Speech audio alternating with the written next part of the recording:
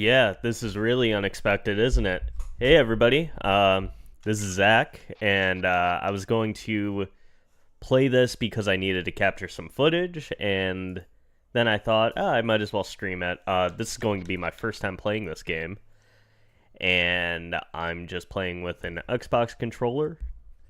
Yeah, I started on time because I didn't have to wait for anybody else. If I started this late, it would have been inexcusable. But yeah, I basically just needed to capture some footage of the game.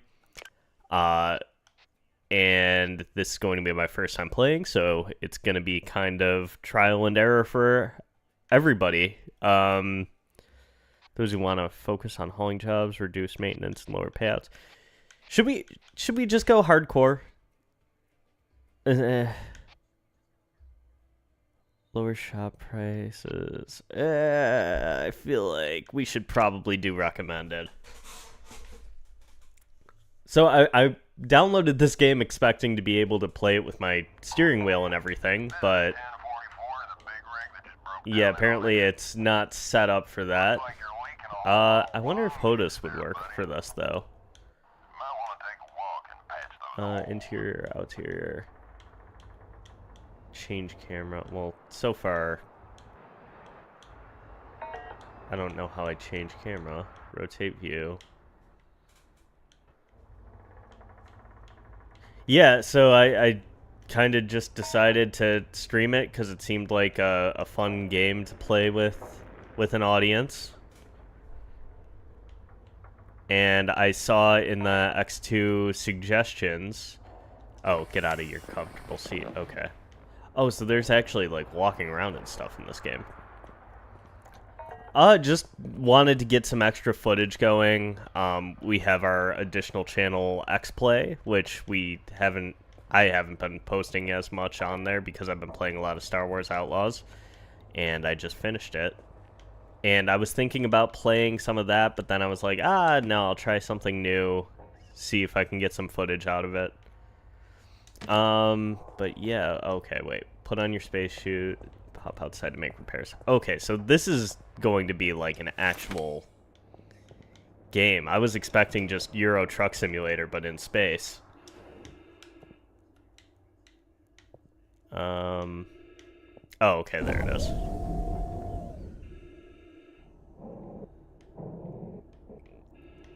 Oh, I don't like that. Oh, no. It's weird. It controls exactly the way it should because you're in space, but I think that threw me off a little bit because the idea of the game itself is kind of ridiculous. This is cool, though. I like it so far. Alright, roll left and right. Where's the other area that needs to be patched? Oh, down there. I see it now.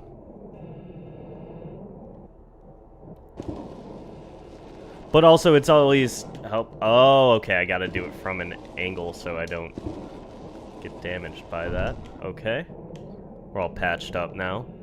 But I thought it would just be nice to have, like, extra footage. Always cool to have additional B-roll when we're recording or doing these videos, just because sometimes there's not a lot of footage for whatever we're going to be talking about, so it's just nice to have something extra to put on screen, so it's not just like, you know, a Ken Burns effect of a picture kind of gliding across the screen.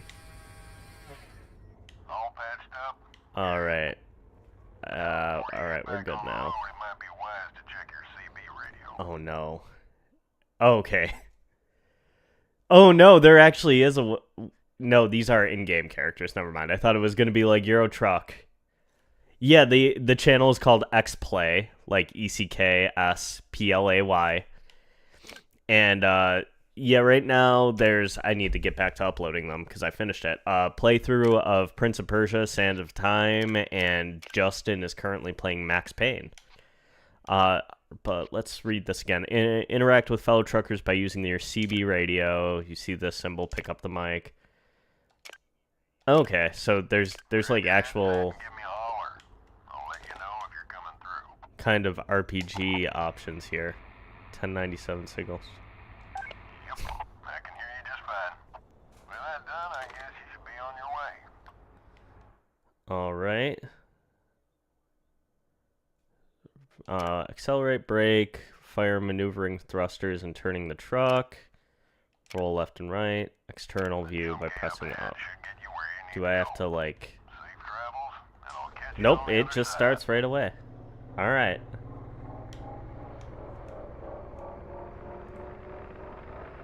Ooh. Lots of angles here, though.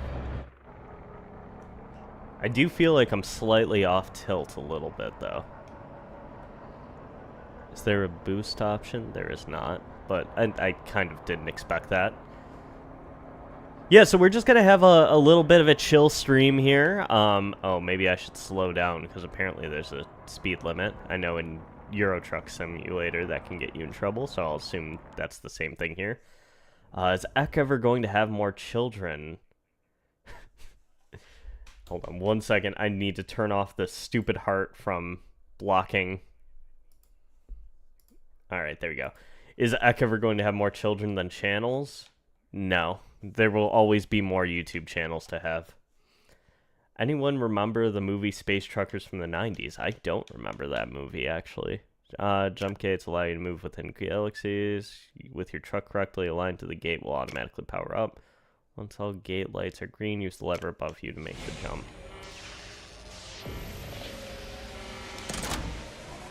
Oh, okay, that's fun. I remember, I think it's called Space Cowboys from like the early 2000s. It's a Clint Eastwood movie. Maybe that might be what you're talking about. I don't remember Space Truckers though.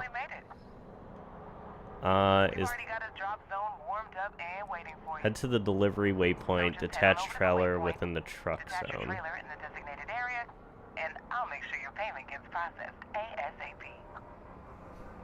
Alright. I don't like... Ooh, this is very open, which I expected. No, this game is very real. I've been looking at the trailers on Steam and just thinking, yeah, I'll eventually try that out probably, and it'll be fine. And according to the reviews, that seems to be the consensus. Drive your cargo and drop it off. Okay, there's the drop zone. And we'll probably need to use that exterior view here. Oh, nope, we don't want that camera angle. Or that one. Ooh, can I just get like a... this is gonna be bad. This is bad. Yep, that was bad. I was trying to see if there was a way to get like a standard third-person driving angle so I can...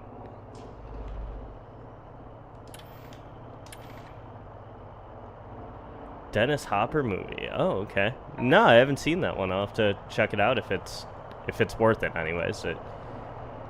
Space Trucker sounds like it could be a very bad movie. Or Star Trucker, whatever this game is called. Turn off your truck's magnetic lock to unhitch. Alright, cool. Make sure the entire trailer comes to a stop. This is probably good, right? It looks like it's fully where it needs to be. Oh wait, no, now it's purple, so now we can turn off the lock. Okay. Nope, we want to stay in that seat. This is a little bit harder than I thought it would be. Alright. Oh. Will this... Oh! I could have just looked right there. Wait, can I... Oh, okay. It shows you your reverse and everything. Cool. Alright. That makes life a little bit easier knowing that that's there. Where to now? Detach trailer within the drop zone. Did I do it incorrectly? No, it looks like I did the right thing, right?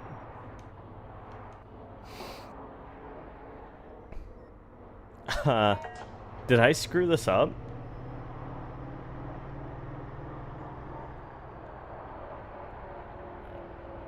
Yeah, it turning purple made me assume I did the right thing. So I guess now I've got to try and reposition here. Okay. And we'll back up, but not that fast.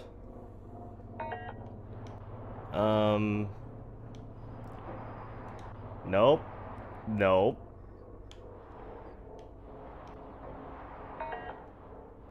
It's supposed to be green. It was telling me it was wrong when it wasn't. Alright. I keep trying to look all the way behind me in order to get an idea of what this is looking like. I guess that is... Nope. I'm guessing this interior view is going to be the best way that we can figure out how exactly this is supposed to line up. Okay, there we go. Not available, then why is it lighting up? Do I need to get a little bit closer?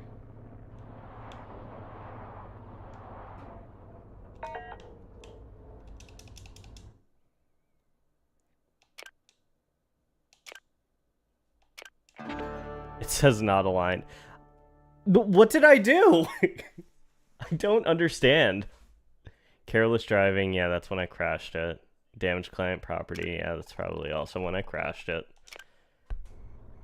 Great job. I was at an angle, but it completed the job for some... I must have, like, nudged it in. Some of that hard-earned cash. Just head on over to Palmview Station. You'll find they've got supplies, I'm guessing that's what happened. on the board, and the best home It's llama instead of Yamaha. That's funny. Alright, so we've got the core truck systems. For further information, there's a user manual, okay. Alright, so we got that. Now what do we do? Head to Palmview Station.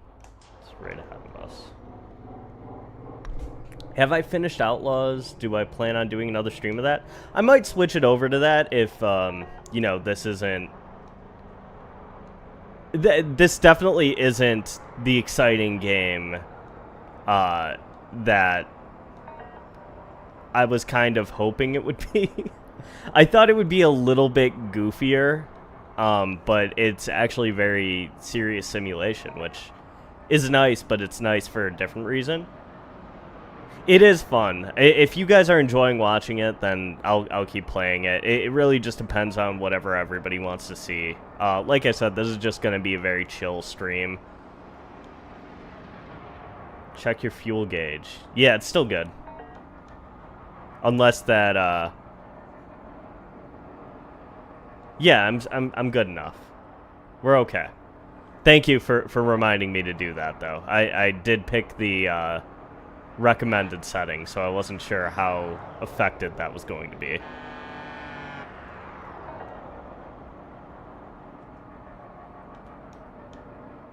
Yeah, that was the setting I picked, was kind of the standard, like, in-between simulation and arcade feeling. Wait, what? Did I really just... Okay.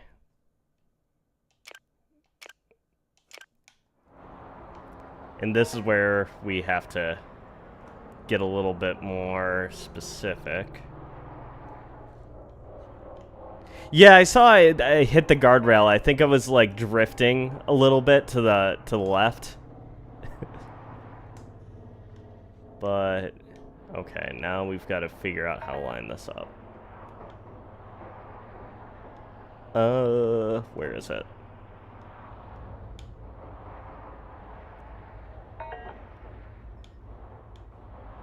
It's weird to control this like this way right now, just because I'm kind of used to the American Truck Simulator and all those games where it's very much like, you know, you don't have this extra axis to deal with. That's the primary thing. Am I copying him? I got him on that game. Looks like an airlock is at the top left of the screen. Yeah, so the airlock is like way back there. That was the first thing the game ended up having me do, was put on a spaceship. Yeah, Kumar, that happens pretty frequently. Drive assist. Oh no, we want that on. Okay. I was hoping there would be a way to just kind of... This tilts you, so it's a little bit difficult. I think that's what I'm trying to find right now. I should line it up this way first, and then kind of back it in.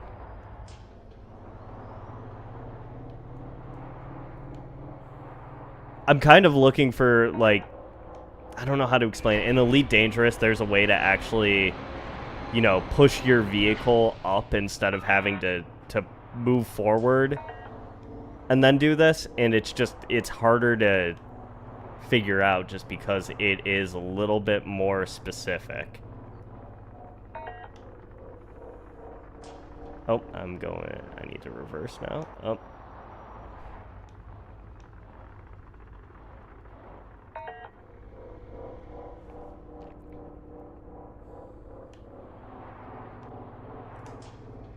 Yep, not a line, not a line. I'm just...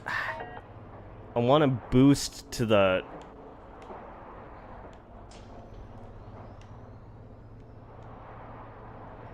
Oh, God.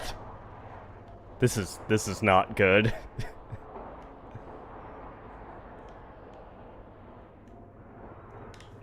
I can't play on that little screen. It makes it so much harder for me. Okay. Gonna try this for real now.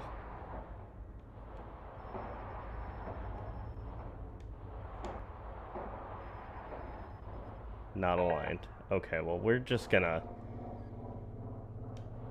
just try our best here.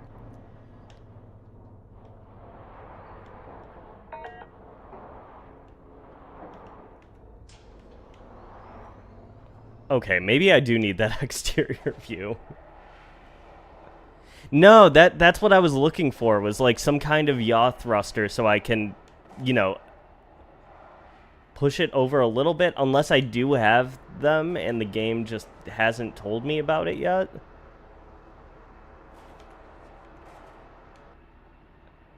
Okay, so wait, let's take a look at the controls really quick.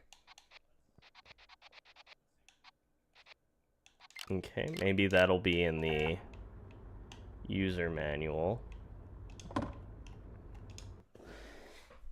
Okay.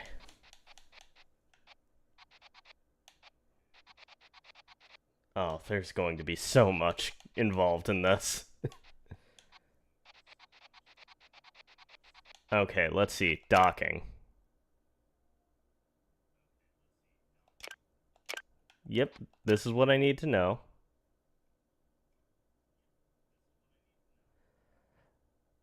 Oh, you really have to try and... Oh, God, this is going to be difficult. Okay.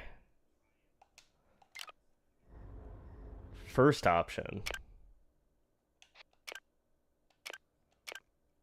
Yeah, so this is all these are all the tutorials it gave me right in the beginning.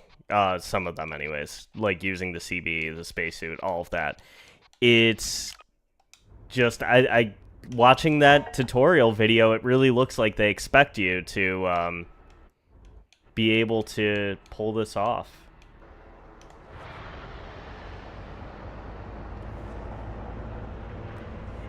It's just hard to describe how the game itself controls, because it is one part truck simulator, one part power level seem to be lower, exhaust in one more of your truck systems.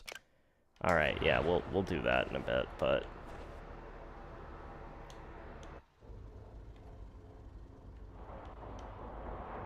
oh, what, like simulation experience, like how they train pilots? You have to have a certain number of hours in a simulation.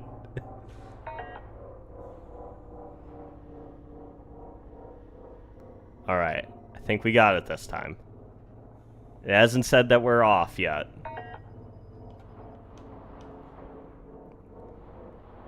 I think we got it. We did it. We did it.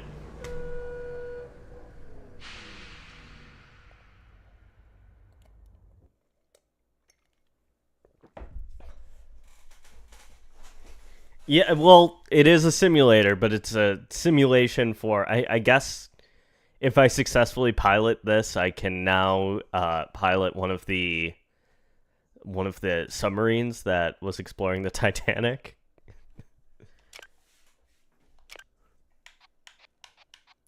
Expires in 4. Alright. So this one's 7.6 light years. We've got $2,000 currently. This only needs to go 4 miles, so I guess we'll do that, but also I think we need to fix some stuff on this Break for barrel. This is Red Eddie, cooking good out here. power cell. Alright, where do I gotta put this now? Go ahead. What can I do for you, mate? I'm looking for info on the express gates. Last I heard, it was a parking lot out there. Oh, now we're in the galaxy, you hear that? Oh, I guess I should go over Maglock power hatch. Okay, this is where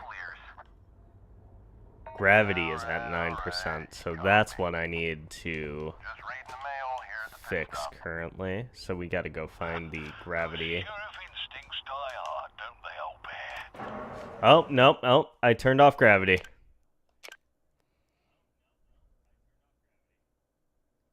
Under the lower stairs and requires both power. Okay.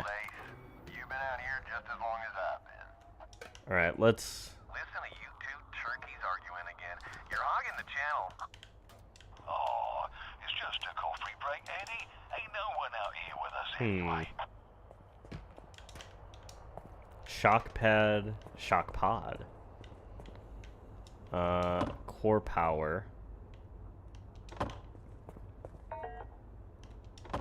But where's the gravity power? Because that's what I need to replace. Absolute shame. Beautiful day here in Outlaws. Climate, oxygen, maybe this side. Suit charger. I did speak with a 33 dealing with a breakdown over in Onyx. Didn't get That's their core name, but power. JB's been calling Lucky J on account of their recent escapades. Oh yeah? Got yourself a Oh, okay. I see what it means now. There we go. Always got time to help a newcomer. So this needs to be charged. Right, I'm gonna get going, lads. I got a cold rig that's gotta go. I don't know where I charge these, though. About down and gone too. I probably passed Thanks it for the gate somewhere. info, Barrel. Shock pod. No worries, mate. Keep the shiny side up and the greasy side down. Big H, boys. Safe travels. Yeah, I'm trying to lower... Oh, is something in the way?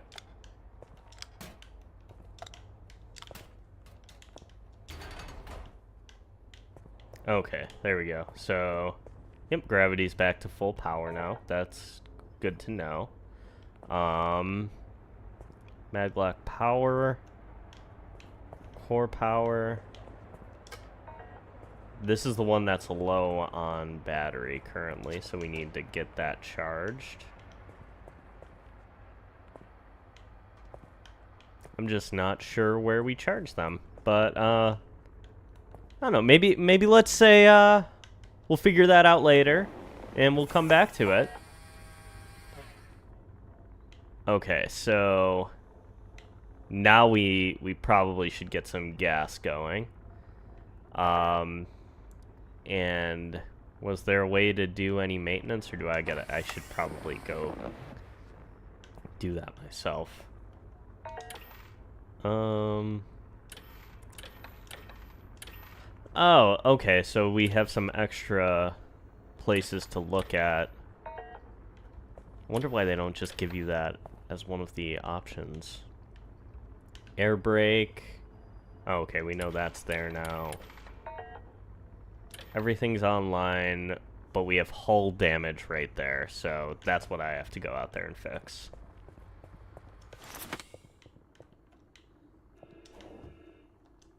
Oh, I have to Well, I wish I thought of that before. I have to release this and fly away a little bit. Maybe we'll go to that gas station. Pick up automotive scrap bay from bay NL00. So we also have to find that. There's the fuel station.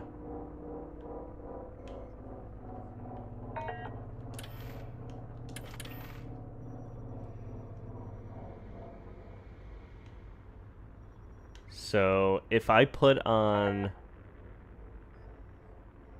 cruise control, that'll be nice. We can control the temperature of of our space truck. I'll organize that in a bit.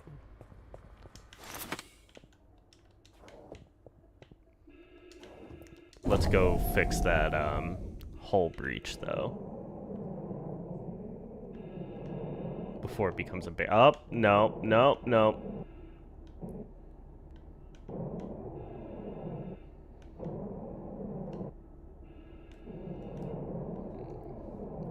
That knocked me away a little bit.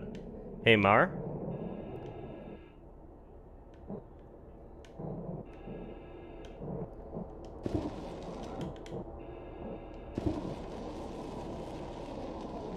Okay. Now we can go back inside. There we go. Alright. I really wish there was a way to control yaw in this game. That is the one thing keeping me from loving it, but I guess that's kind of...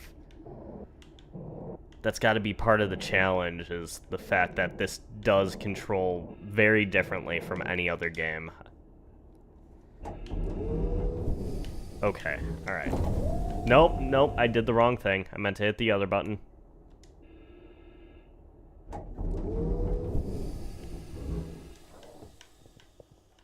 Okay.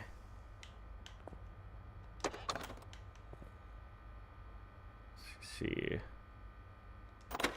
What does that do? Slide the lock. I don't know. I guess I could read the owner manual to figure it out, but I'm not gonna do that. Okay, let's see. Our cargo is right there.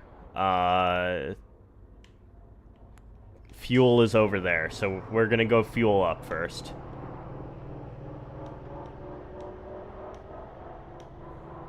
And now we have to learn how to fuel up.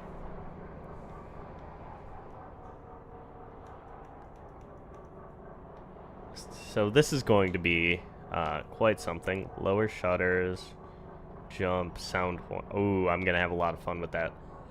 Wait, is this it? I wonder if that's how you control the yaw. Oh, I'm going to have fun with that.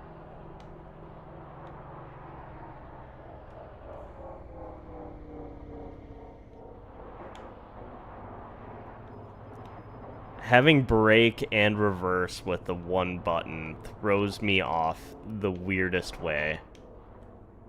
Okay, nope, tilting the wrong way. And we want to stop there. Then let's line this up.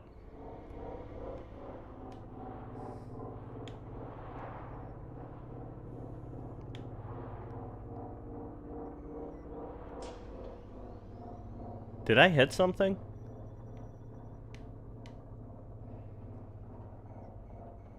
I don't think I did.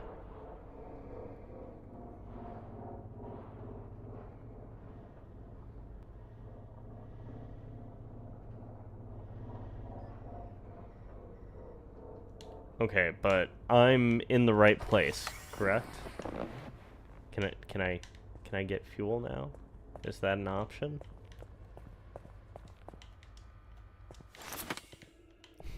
I do wonder if there's a way where you could accidentally forget to put on the suit and just game over instantly. Alright. Nope. I don't think I'm in the right place. Unless...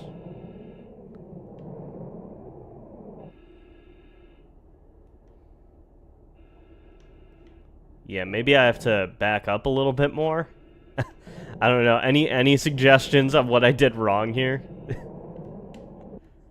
I'm trying to resist looking at the manual as much as possible.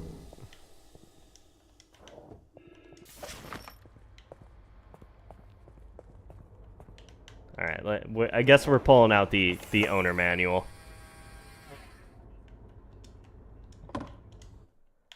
Okay, fuel. Stop by gas station fuel pumps to avoid being stranded and forfeiting jobs. Fuel canisters can also keep you out of... Yeah, but how do I fuel up? Do I just have to get the fuel separately, or...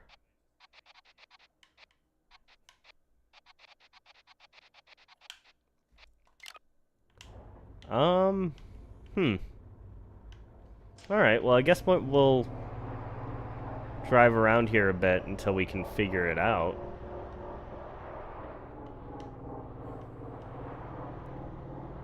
Maybe if I go this way?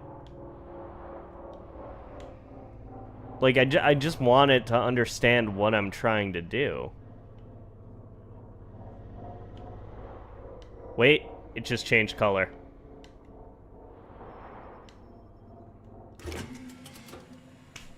Well, I don't know what took so long there. Oh my god, the price of fuel in this game is cheaper. A full $1 cheaper than what it is in my town right now.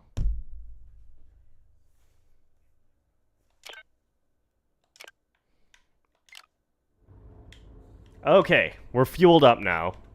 I do feel like that is way more fuel than I actually put in here, but alright, we'll deal with it. We have to go pick up our cargo, though. So, we're going out on our big adventure. I think New Liberty is where we have to head, so we're gonna take that way.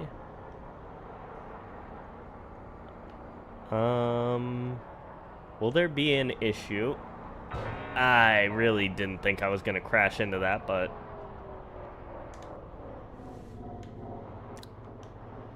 Whoops. Okay, so those move.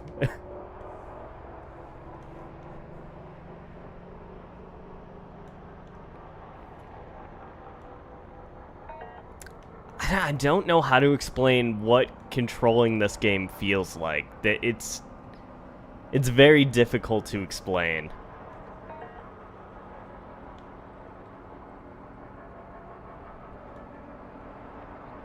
I don't know what that... Oh, I have another hull breach, but I don't think I can stop right here because another ship or truck are going to crash into me. No, it's not like Kerbal. It's a little bit more arcadey than the way that game feels. Like, it is giving me full control over the ship right now, but you want to play it like you're flying a ship in a more arcadey feeling game. A little bit like Asteroids in 3D, but it's there's not a good way to explain what this feels like, because they take away... It's a hybrid between, like, a trucking game and... Yep, that's what I'm doing. Alright. It's... Oh, no. Yeah. This is not going well. It's a hybrid between a trucking game and, like, a space flight simulation. So... It's just very... different. Yeah, that was a bad one. I didn't... I watched that video of the tutorial truck just kind of like breaking right into the cargo, and I think I got a little carried away because now I have several hull breaches.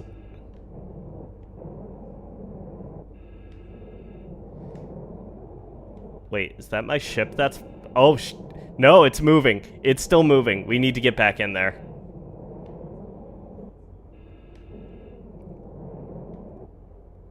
Wait, maybe it's not. Okay.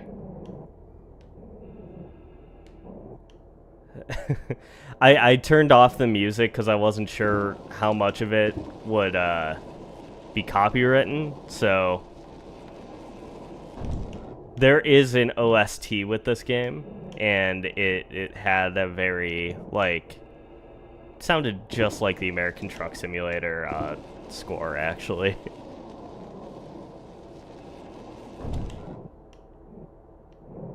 I guess it would be like Squadrons if they gave you a freighter. It's just the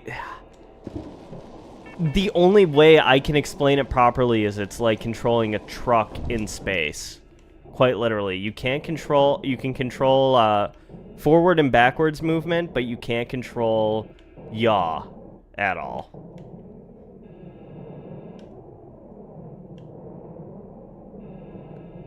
But also the space and gravity is stupidly realistic, so... Like, right now, I can't control which... I think this part would work a little bit better in third person.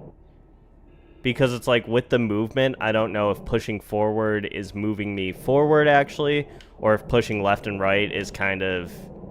You know, it's a little bit hard to understand what exactly I'm doing. When you play a game like No Man's Sky, for instance, you understand exactly how you are controlling that character. This feels a little bit like a game called Space Engineers that used to be really big on Steam. That's the best way I can explain it. Oh no, we're almost out of power in the suit, so we need to get back to the airlock.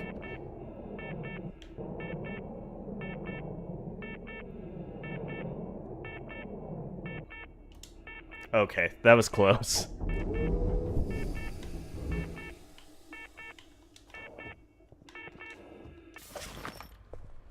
I do wonder what would have happened if it died while we were out there. Because that wasn't my oxygen level, that was just the power level.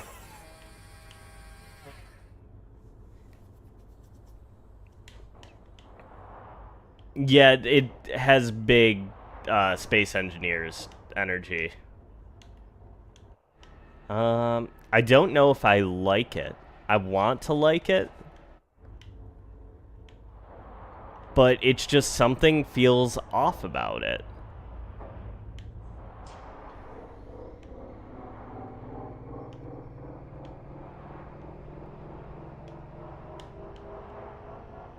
Okay. All right, we're going to try this again.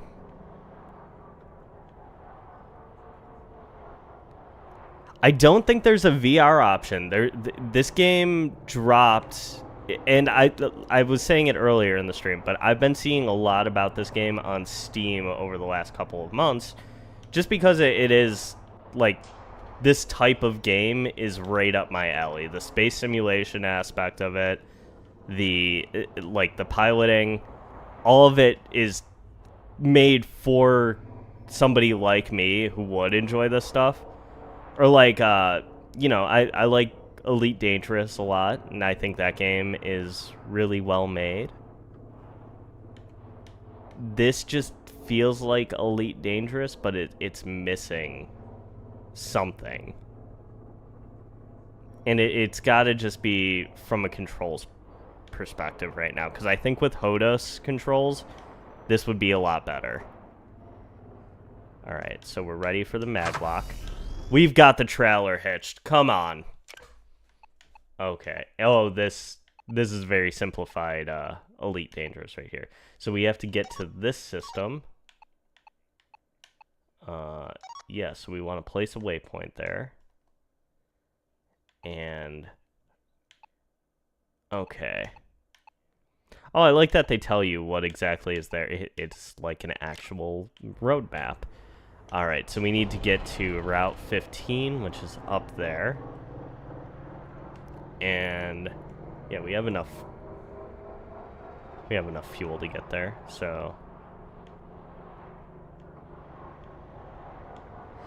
I can't figure out what the actual traffic laws are in this game, though. Like, I don't know if I'm going to be penalized for going outside of the like actual routes that they have set up.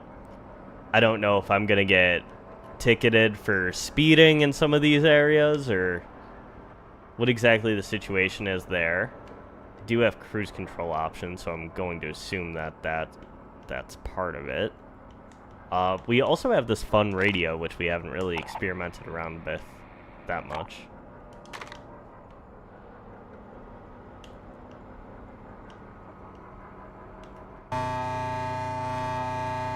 I'm also going to abuse that heavily. Alright, so right now we have our cargo loaded up, so that's cool. Oh, okay, here we go. This is what I was looking for before. Okay, that's gonna make life a little bit easier.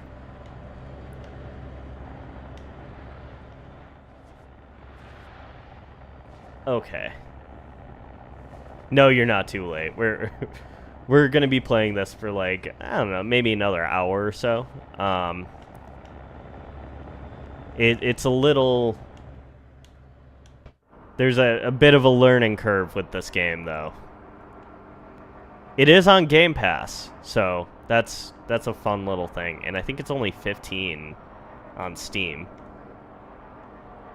which is really cool. I was more curious in trying it out before I actually committed to spending any money on it, just because these games can be very hit or miss. Remember, gates between zones will stay inactive until you get clearance. Okay.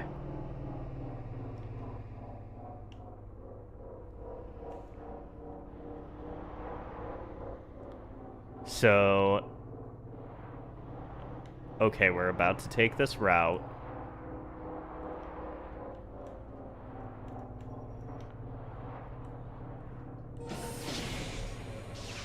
Okay. I think I'm doing this right.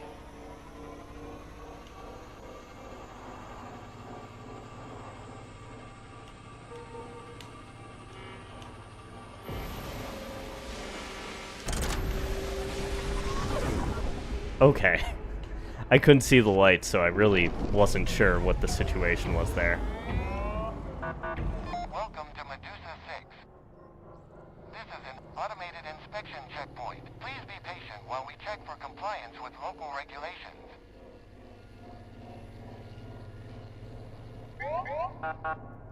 Inspection has concluded. Result is green. Please enjoy the rest of your journey. I do wonder what the radio situation is like in this game. And I'm kind of curious to see. Alright, so we got to get to Edgeburg, which is over there. Or at least the route for it is over there.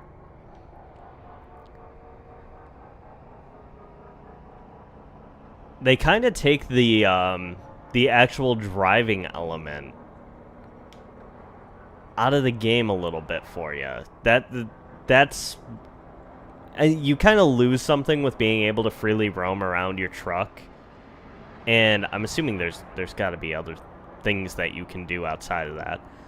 But one of the enjoying parts of American Truck Simulator for me is the fact that it is like a very chill game that you can play and just have something on in the background just to kind of like... It like idle play. And you don't get as much of that out of this game, I think. Because you do have to be so much more careful about what you do. I don't know. Maybe it's just because driving is second nature to me, so when I'm driving a truck in a game, I don't have to be as present compared to, you know, trying to line up an actual spaceship that I can't control the vertical movement on.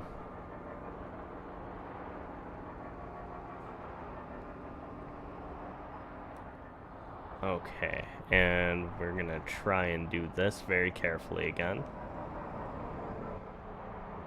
Yeah, I am wondering about that. I am a little down on the game right now just because it is a little bit different compared to what I would have liked. But I'm open to that being a good thing.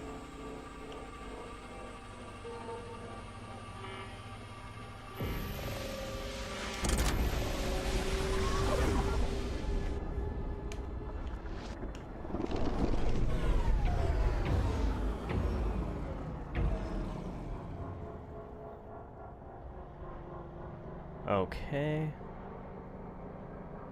I do really like the art direction and like the way that they've made space look in this game. It's very cool.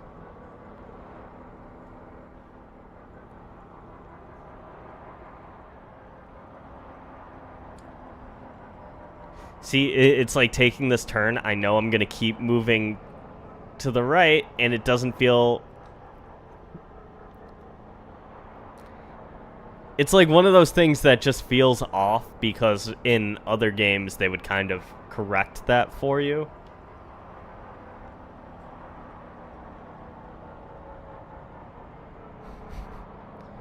I don't think they were thinking about it like that, everybody. Yeah, it's exactly like it's weird because you expect it to control a little bit more arcadey because it's a truck in space, but also it has super realistic space physics. All right. We'll try and load this up now. Let's go. Oh, don't sideswipe. Don't sideswipe. I think I did. I think I just swiped. Nope, we might be good actually.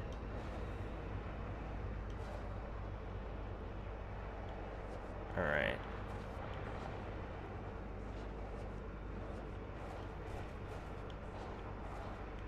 Okay, now we're gonna go to the cargo. If they want to load it.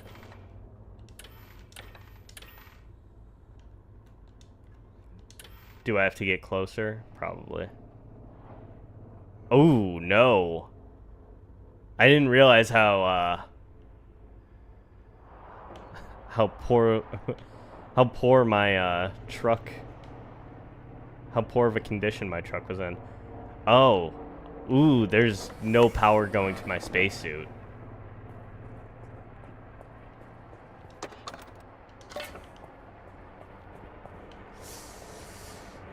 Oh, I hope I find a way to power those up soon.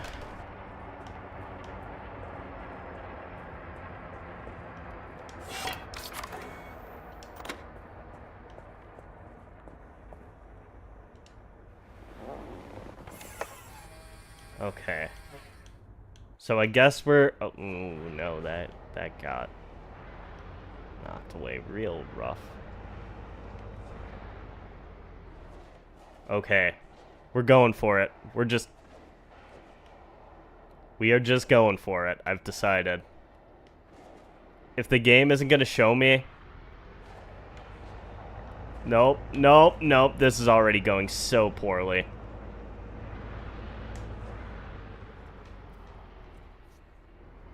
Okay. Alright, let's try it again.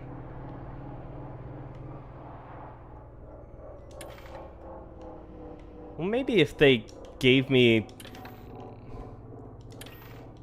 I just want to see that one angle I was at before. Okay, this will have to do.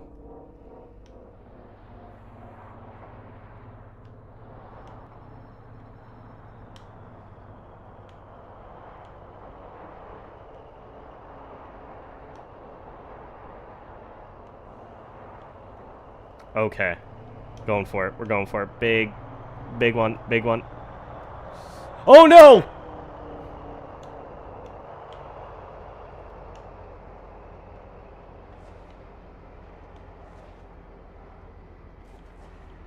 Where'd that truck come from? Ah.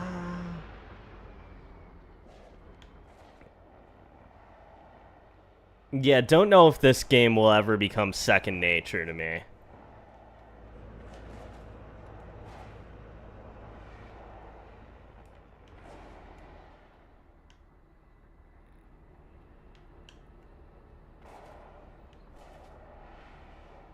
Okay. Alright, alright.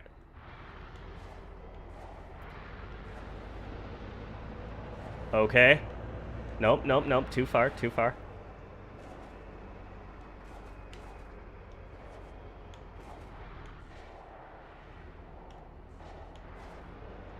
Well, if space works the way every Star Wars game has explained it in that universe compared to ours, he has a much easier job than Star Truckers. I just noticed, I don't think I can zoom in, but you can see there's nobody in the pilot seat right now. It's just the chair. Can you give me the...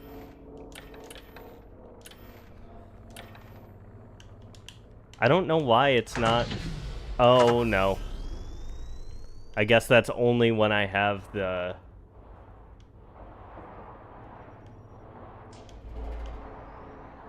See, if they had something in front of me where I could line it up like that, like that's what American Truck Simulator does. And I guess I just have to stop thinking about this game, that game, in terms of playing this one.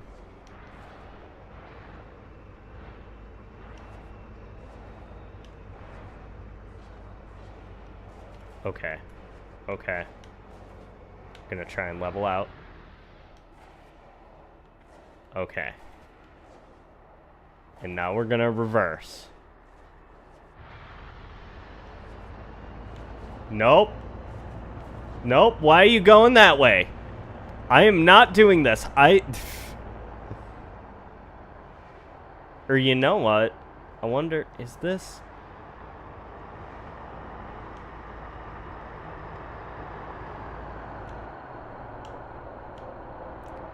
Oh, there are very high chances that that's happening right now.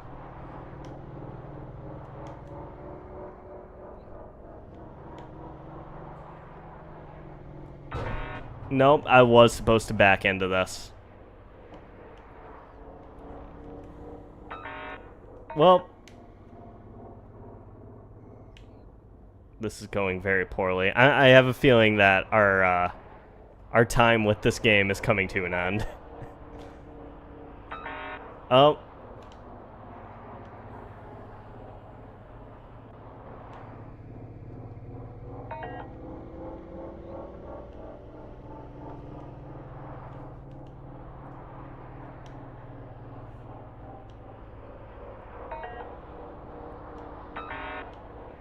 I was not close. I was not close at all.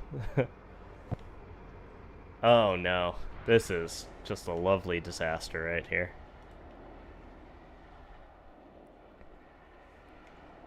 Okay. One last try, and then I'm giving up. I'm calling it.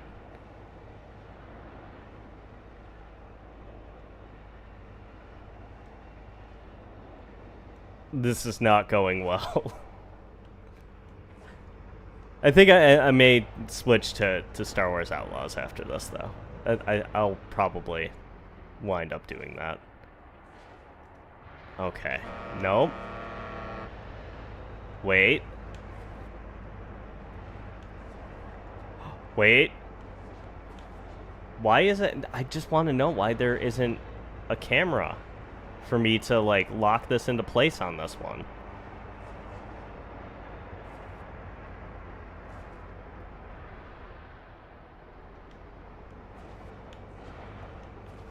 Okay. Just got it. Okay. Alright, we're braking. And now we are reversing.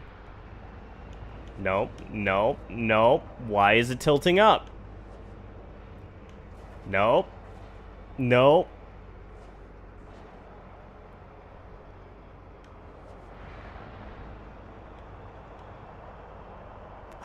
This is...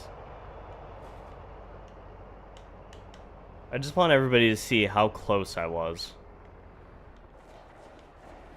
Okay, maybe if I try...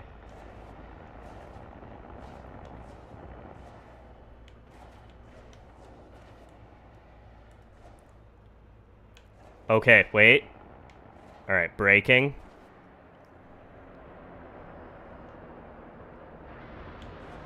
Nope. Nope.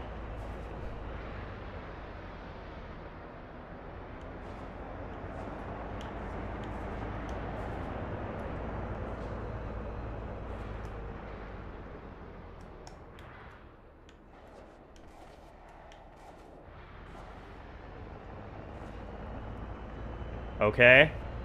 Nope. Oh, this is such a mess.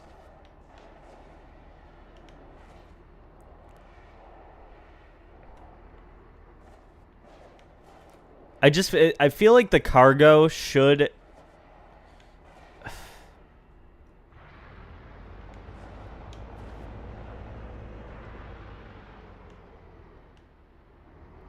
Yeah, we are so SOL if we ever resort to needing to do this.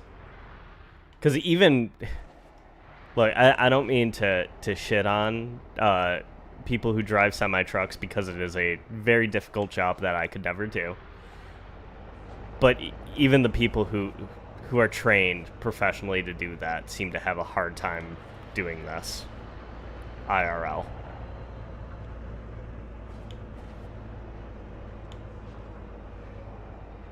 I think I got it.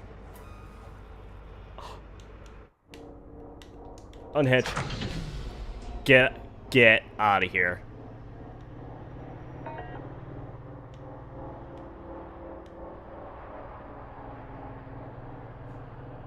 Why does it say I didn't do the right thing, though?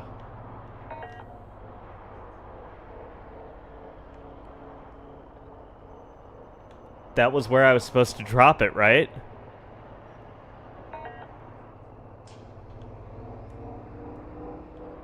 Do I just gotta get out of here? Well, no, I wouldn't have been able to go from the top because there's no way to push yourself down like that.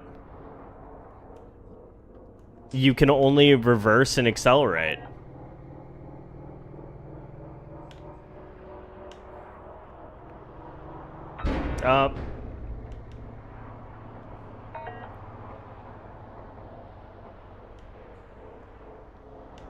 That drive assist is really helping us out here.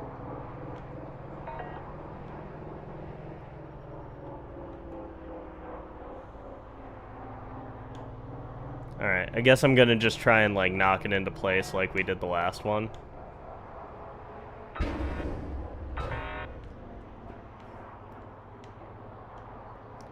I kind of don't care about the, It told me it was in, though.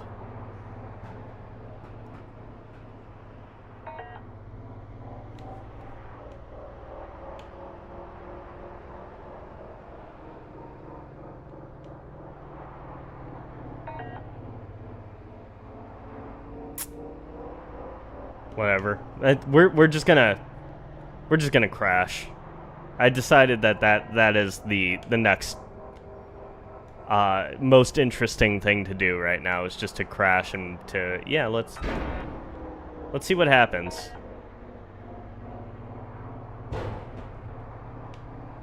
Keep saying my hull is critical. Oh, we're losing oxygen in the cabin.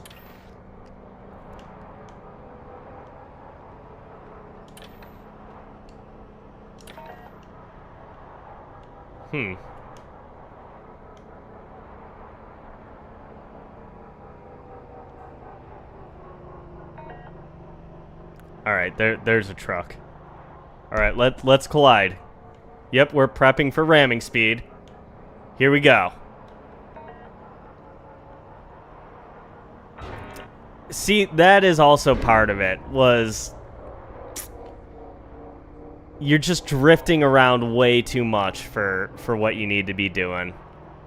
I'm sure there's a way to get good at this game. It's just...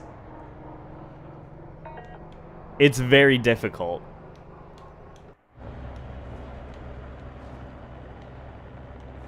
Crashing into this asteroid. Okay. I guess we absorbed all of the damage from that impact.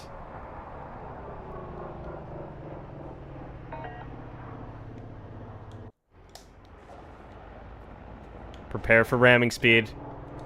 This is our guy.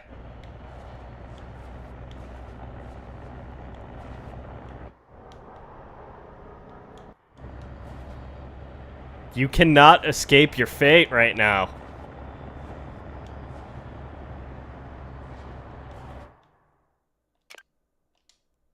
Yep, we don't care anymore. We're just trying to make something happen.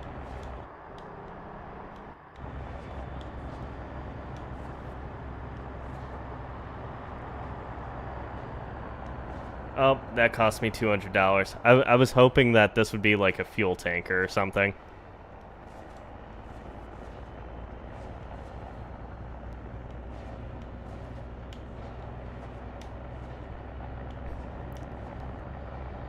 Because the issue with this ship design is the fact that they put all of the thrusters right in the back of it. So it really, you can't do anything with yaw. But I don't know, feels like there probably should be a way to control that. Did the cargo just completely... Wait. Oh, I think we died.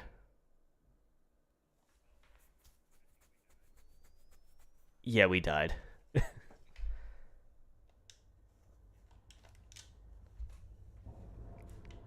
I'm a little bummed that's it.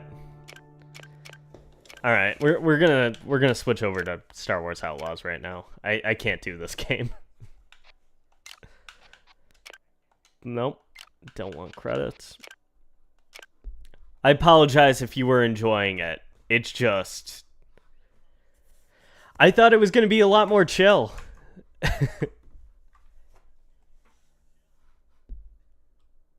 I'm so in debt in this game. No, that...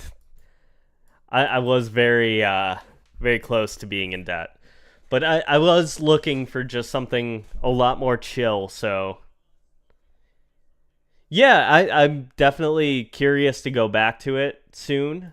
We'll see what happens though. Maybe I'll learn it a lot more offline, so that if we do stream again, we'll be a little bit more efficient. But I was legitimately thinking this would be just like a pick up and play game, and it wasn't that at all.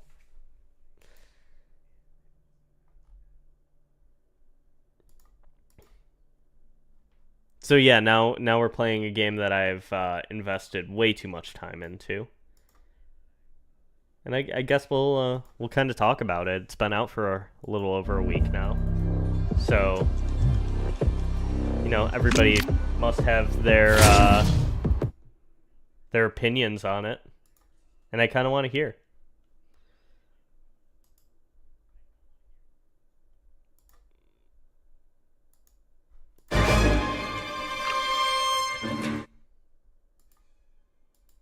We're going to lower that down a little bit.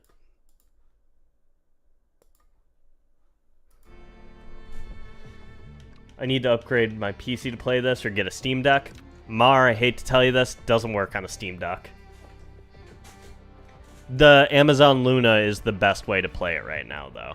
That, like, if you don't have the proper hardware.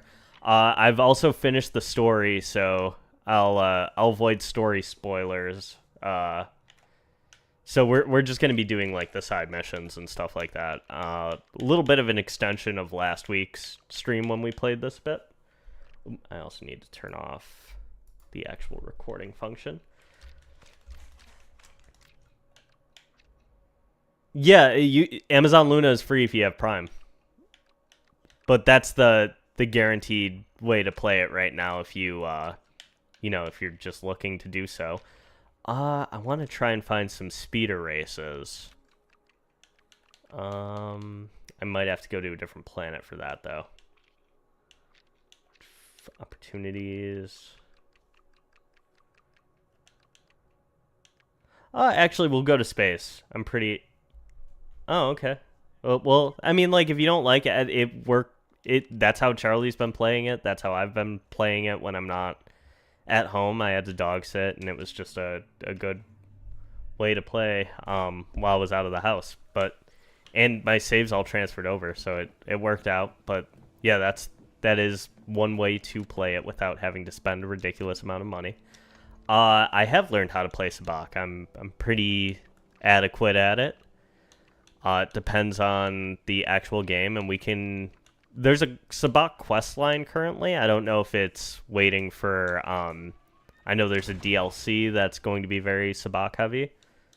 But we can go play a couple matches of that too. I'm just going to do these upgrades just because I've been reluctant to do so. Let's actually get all of the ion on upgrades. Yeah, let's switch to burst right now. I don't need the surge attachment. Ooh, that gives me an option, but I think I'm gonna keep it on there right now.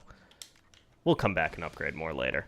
But one of my favorite things to do in the game right now is to just do all of the, like, contracts that you get from the different factions.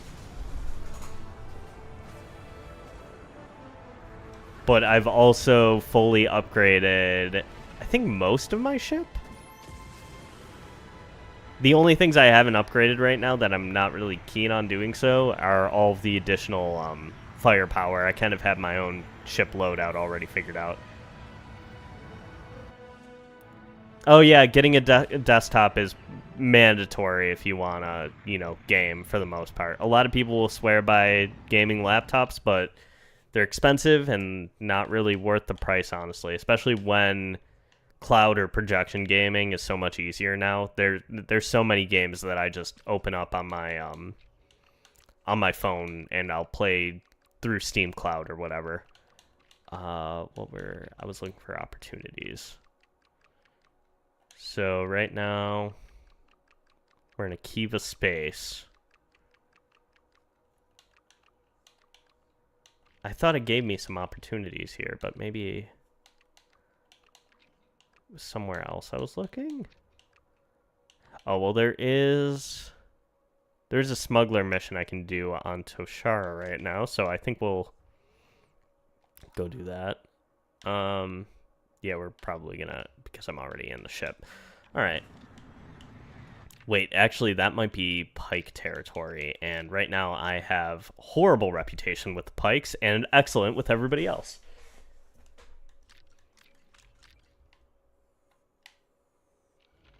Let's see.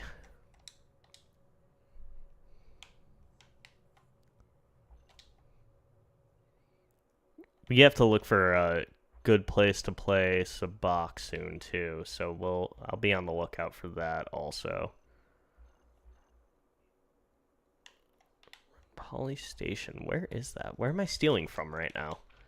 Well, I'm smuggling, I'm not stealing. Oh, I have to go to Pike territory. Yeah, that is why it's not letting me fast travel. You can, because so the way the reputation system works is nearly every time. That's my last upgrade I have right there too, which is why I'm trying to find a speed erase. The way it works is that most of the time you're given a mission where you'll gain reputation with a certain syndicate and lose it with another, but there are also non-syndicate pirates in the game.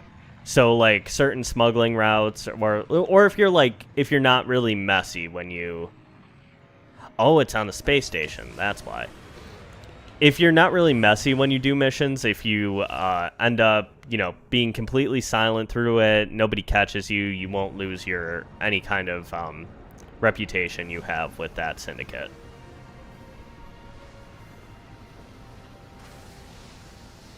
So say you have to break into a Crimson Dawn base and steal a piece of information that they have. If you just walk in and out and you do it without being caught, you won't lose any rep with them. But sometimes it's pretty it's pretty mandatory to lose reputation with them. For example, there's enforcer missions where you're actually sent to, you know, actually use force to kill somebody or to defend something, and that will lose you reputation no matter what. Actually, we gotta go this way. I don't know why I was exploring. We'll probably come back here. Also, let me know how the frame rate and everything is looking for you, because all I have right now is my additional window and it looks like frames are dropping, but I'm not dropping any from the actual game itself. So yeah, just let me know, because this is running smooth 60 frames right now for me. And it looks quite good. One of the issues is that the game is very demanding.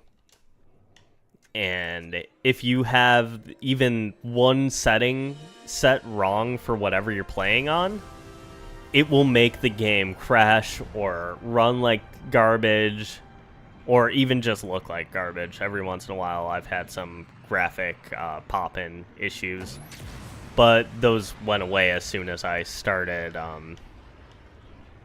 As soon as I started to optimize everything.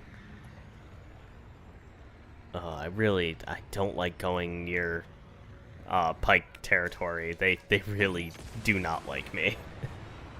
But I'm trying to get my my reputation up with them because they're the only ones I don't have all of the cosmetic rewards from.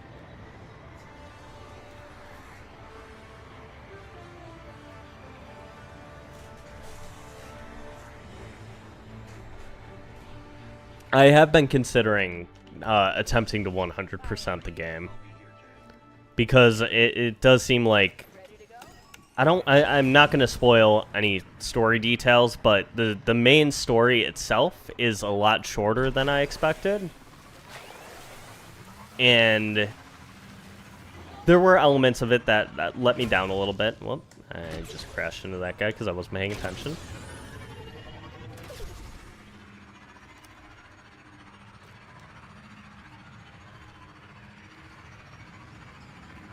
Hey, I'm dropping something off for you guys. Don't shoot at me. We can work something out. See, that is another bad part. Is one, you won't get the good jobs when you have low reputation with the Pikes, but also they shoot at you even when you're trying to work for them.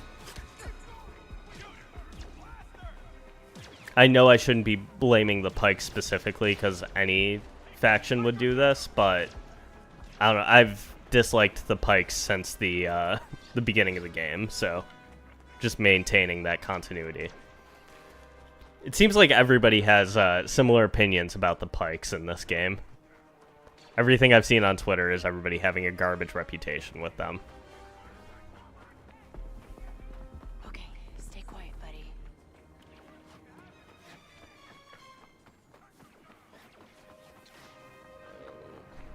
I don't know where this is trying to take me. Oh, lower. Nope, nope, nope, nope. Okay, thank God.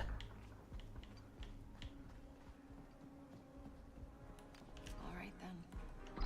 Got another deal for you, Kay.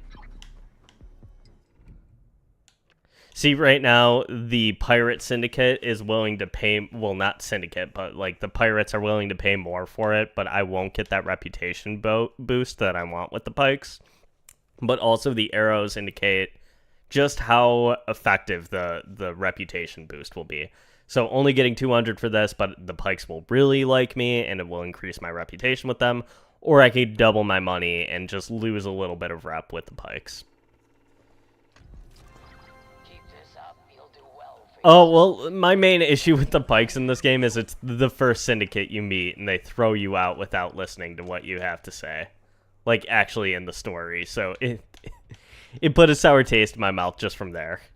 And I think a lot of people felt the same way. But also, you know, you have Crimson Dawn, you have the Hutts, even the Ashiga, or I think it's Ashiva. There's a planet, Ashiga clan, Shiva is the system. Put both in this game just to confuse idiots like me. But yeah, I still have a bad reputation with them. So what I'm going to do is find another contract broker, and we're going to go visit them so I can get another job. Or we'll see if there's any sabacc going on wherever I just went to. I didn't even check. Oh, okay, now I'm on Akiva. We wanted the contract broker. I'm curious what this game is going to look like after all of the DLC and everything, because it seems like it's going to be much more story-oriented. All right, so here we got Slice the Imperial system. The Imperials aren't a syndicate in the game, but there may come up a point where I have the opportunity to either finish the mission for the Pikes, just like what just happened there, or get more money and, you know, trade or turn on them. Where do I have to go, though? Is that on this planet? I never selected it. That could help. Can you even really count the Ishiga as a cartel? Yeah.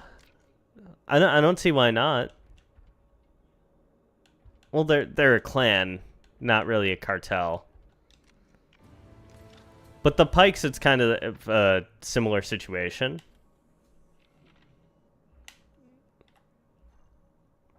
I'm wondering if it will appear to me, but we'll go visit Jabba's palace in a bit, maybe. And if you've been watching X clips, there's a cool little surprise right there. If you go during a specific time, I haven't figured out what that is yet.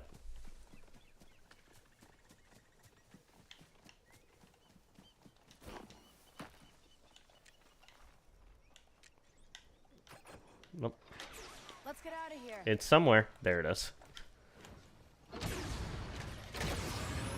Well, the Ishiga is really interesting because this is the first place where they show up in, this is their first appearance, so brand new cartel. They're kind of like a hive mind, where each of them is being influenced in some way by whoever the queen is. Yeah, they are doing crime. They're literally they're trying to become the powerhouse of their own family, really. Which it's a level of organized crime. They're probably involved in the spice trade within the galaxy. Whoops. I really hope that wasn't a single time completion. Well, like, even if you're controlling the amount of jaywalking, that is a level of organized crime. And earlier, well, their main point in the game is that the queen is working with the Empire to get some additional benefits. That's a big part of what's going on there. Okay, can you actually catch it this time? Thank you. Didn't even realize I was going to come across this. Nice.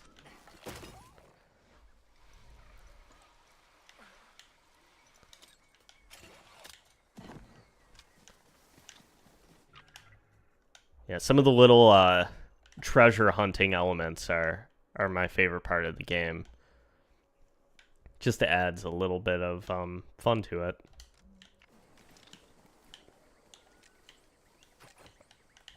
Where is it?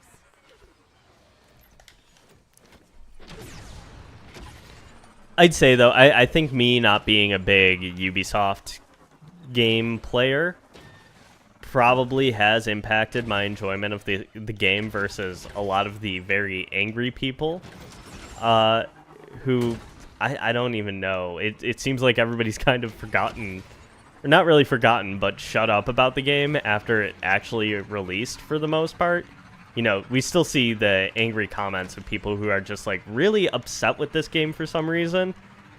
And, like, I'll give you that it is a middling game, and a lot of the enjoyment comes from the fact that it is Star Wars. But it's fun to me. It's fun for a lot of people that have been playing it. I don't think the story is incredible. I am glad that it is, you know, from a different perspective of the galaxy, though. It's not fully like, oh, the Rebel Alliance and the Empire, or Jedi and Sith struggles. Okay, so I have to actually reach a terminal here. sometimes what you can do is you can get to the front, and then it'll be like find out who has the thing you're trying to steal, and then you could just send Nixon and walk out. But here it's going to be a little bit more involved. So there are a decent amount of stormtroopers down there. But what we're going to do is probably just go all the way around. Yeah, it's definitely it is a 5 out of 10 game, but the Star Wars Code of Paint and the attention to detail, everything else kind of bumps it up to a 7 out of 10 for me. But I think Justin said it best. He said, if you're a Star Wars fan, you are probably going to like the game because it does nail that aspect of it so well. But if not, there's not a reason for you to play it anyways, really. If you're just looking for a fun third-person action game, there's others that exist, but also there's, you know, this one's pretty high quality. We need to investigate that. Yes, sir. I didn't even think about doing that. Oh. Yep, so we might get wanted here.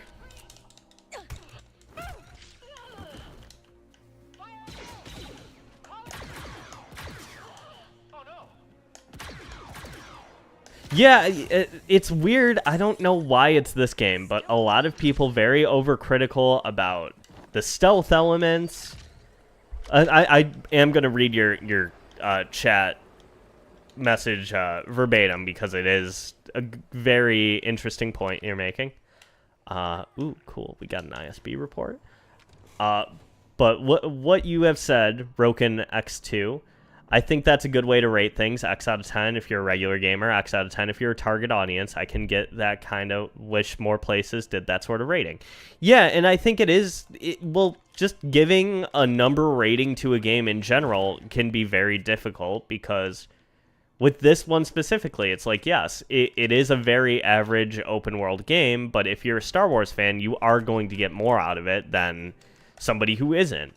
Or, you know, if you like these elements about a game, you're probably, or if you haven't played this specific game, you'll probably enjoy it better. Like, I think, and I've been saying this, there are Red Dead elements in this game, but that doesn't make it as good as Red Dead Redemption. I think a lot of people are very mad that this game isn't the best game ever, and it's like, I understand that, but also, why were you expecting it to be? A lot of people just have a preconceived idea of what Star Wars is to them, and if it's not that, they get very mad. Mar, I'll read your comment right now. To be fair, I feel like I'm gonna get a lot out of it because I don't play 3D open world games at all, so this will be something more unique for me. Yes, and I think that's definitely part of it. I only play third person, so right now I can betray the Pikes and help out the Hutts, but helping out the Pikes like I originally planned doesn't really affect anything here. With the Hutts anyways, because it is just an additional option. What was the last really good game according to you? This is a tough one. So I'd compare Star Wars Outlaws to something like the Insomniac Spider-Man games. I think those games have a lot more polish than Star Wars Outlaws, but I'd kind of compare it similarly. If you're just looking for a fun open world game, it's like a 7 out of 10 maybe. Maybe it's an 8 out of 10 if you really enjoy it. If you're a Spider-Man fan, it's a lot higher. But the last like amazing AAA game I played, I feel like it's still Ghost of Tsushima. Just because that game was exactly what I wanted it to be. It was a great third-person open-world game. I enjoyed the story behind it. I enjoyed a lot of the side activities. And I would recommend it to anybody else in a heartbeat.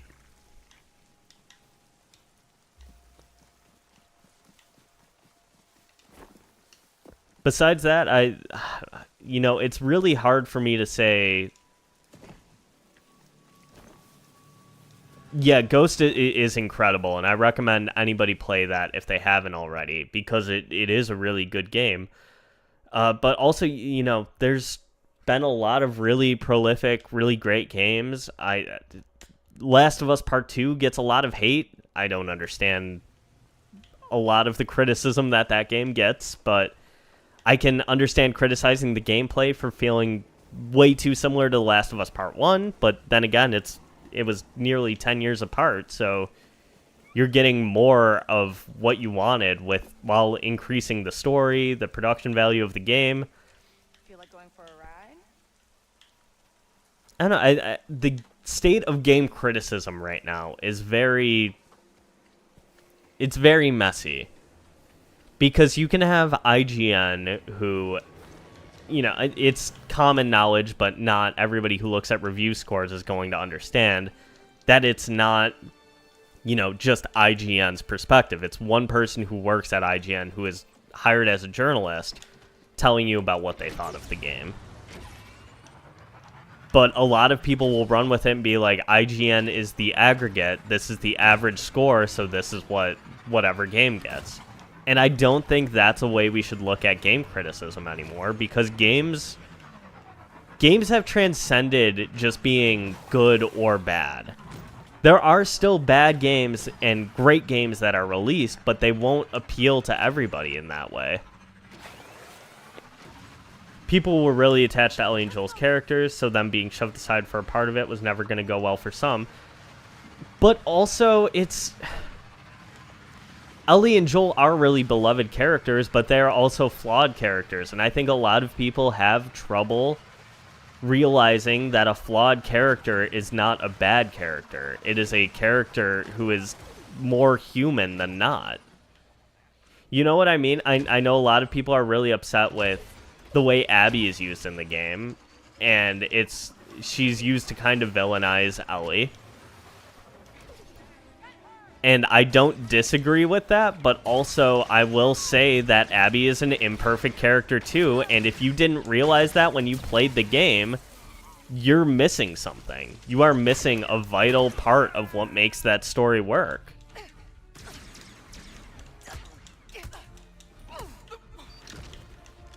And having Abby's perspective in the game is pretty necessary for you to understand the actual, the themes of the story. Hang on tight. I don't think there should be a negative, I don't think there should be negative feedback for a game trying something new like that with the story, because did you really want to be Joel again going across America? What were you expecting the game to be, I guess, initially? And I don't mean to make this sound like I am specifically targeting you, Kumar. I am not doing that. I'm speaking to people who dislike the game because, I've only played it once, and I probably won't go back to play it again. But that's not because I didn't enjoy the game. I just found the game very heavy, and it's very hard to go back and play it again because there are a lot of elements of it that were just very difficult to play. And I think that's one of the best things about that game.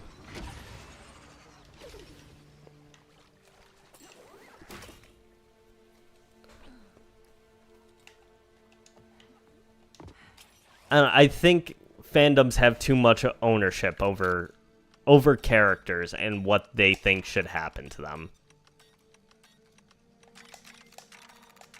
Shit.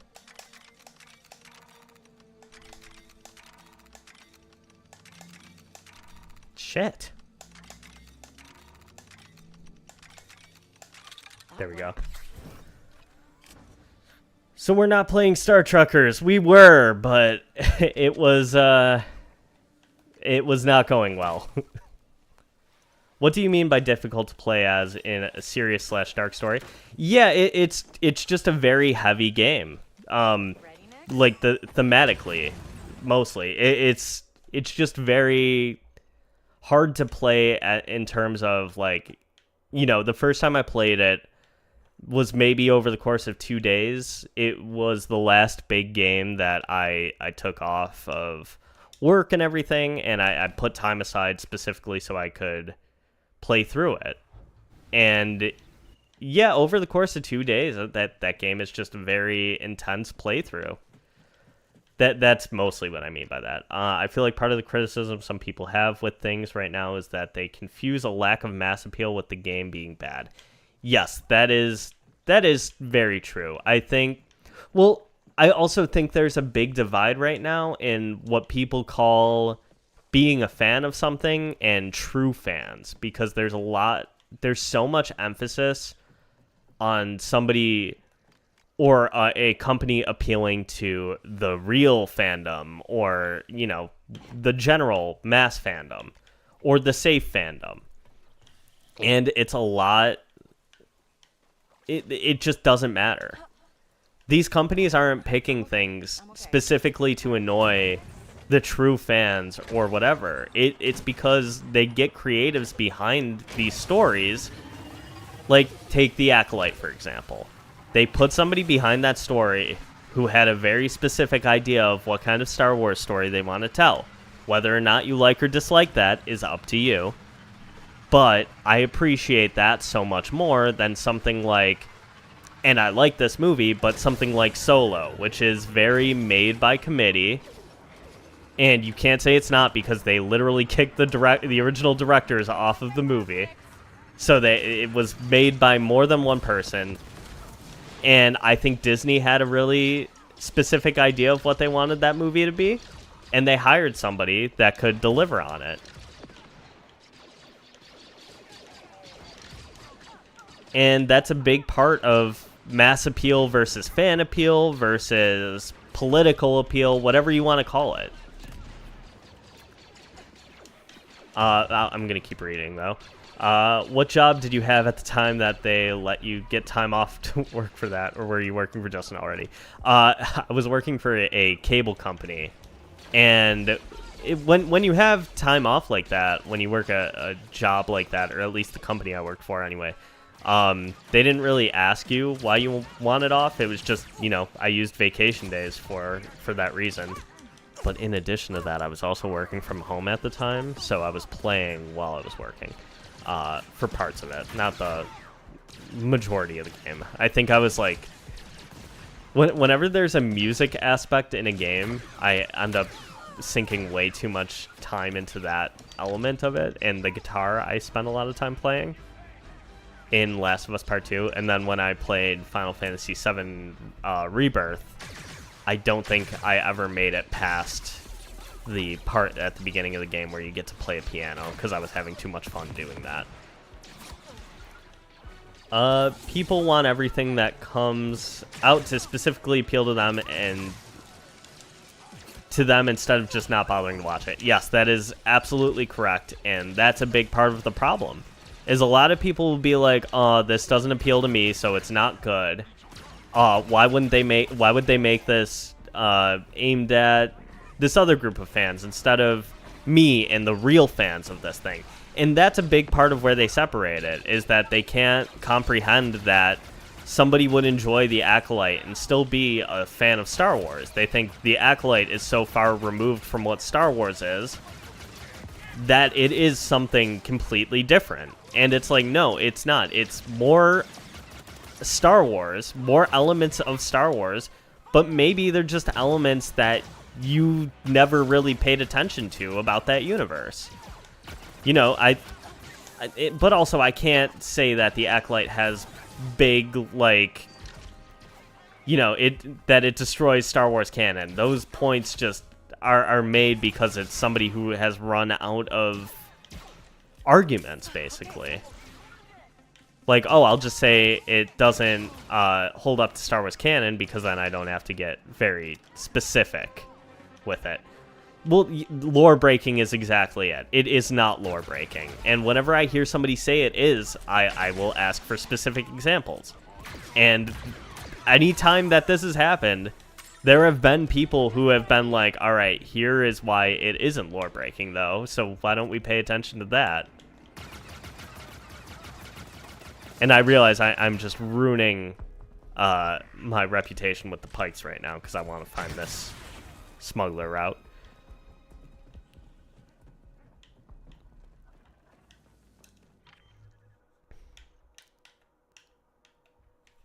I think a lot of people at this point in the Star Wars game... Oh, I have to take the river. That's how I screwed up. The Acolyte was just trash. I could have given you examples as I was watching it, but I tried to purge it. That's exactly what I mean. You don't have an argument, though, at that point. I can... If you want to say it was trash, yes, I will allow you to have that... Like, you can have that opinion. Like, you could say it wasn't good. That's totally fine. I didn't think it was a masterpiece.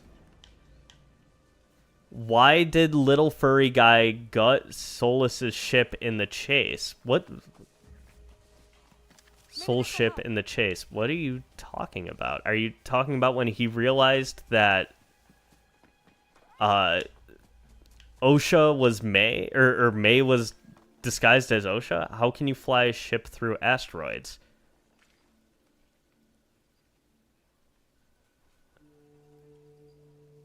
Have we watched The Empire Strikes Back?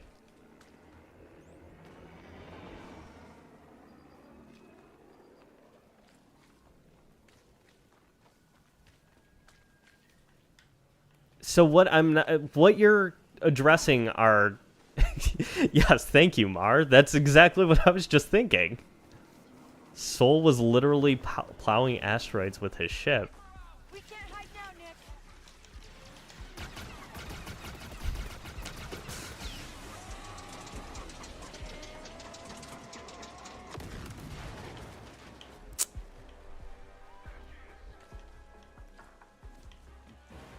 Well, we're good now. Do you...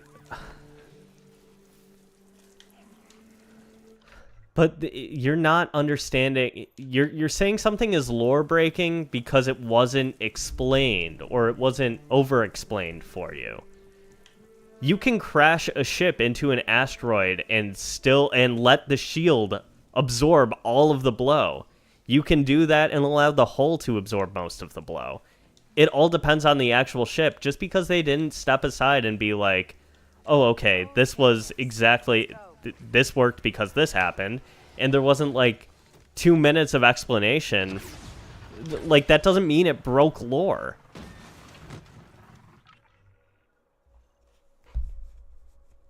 Yeah, that's exactly it. I think a lot of people right now are confusing lore breaking with reality breaking, which I don't know how to tell you this, but...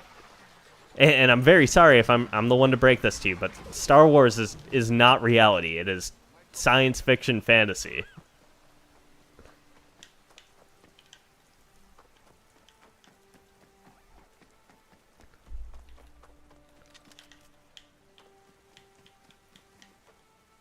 And I hate to make this stream, because it was supposed to be a generally chill stream, chill atmosphere. I apologize that it has turned into arguing about Star Wars. Again, I agree. Everybody is entitled to their own opinion here. If you didn't like The Acolyte, that is totally fine, and I understand. I didn't love it. I am very indifferent to that show, but I think a lot of the people who bring up issues with The Acolyte are complaining about things that aren't even issues.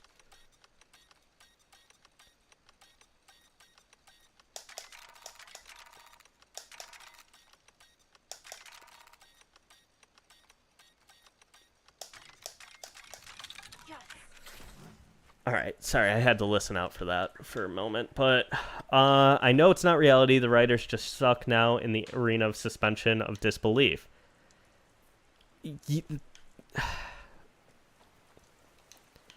But when your suspension of disbelief is being...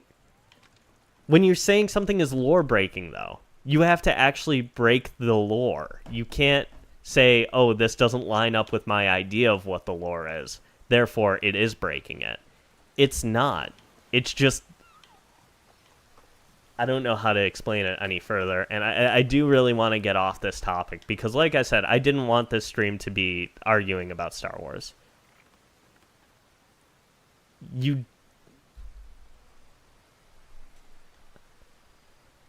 Well, the original concern, what we were talking about, was the fact that somebody said that it was lore breaking. It does make sense within the context of Star Wars, though. Like, that's all... That's the only point I'm trying to make, is that it does make sense in the context of it being Star Wars. Thank you.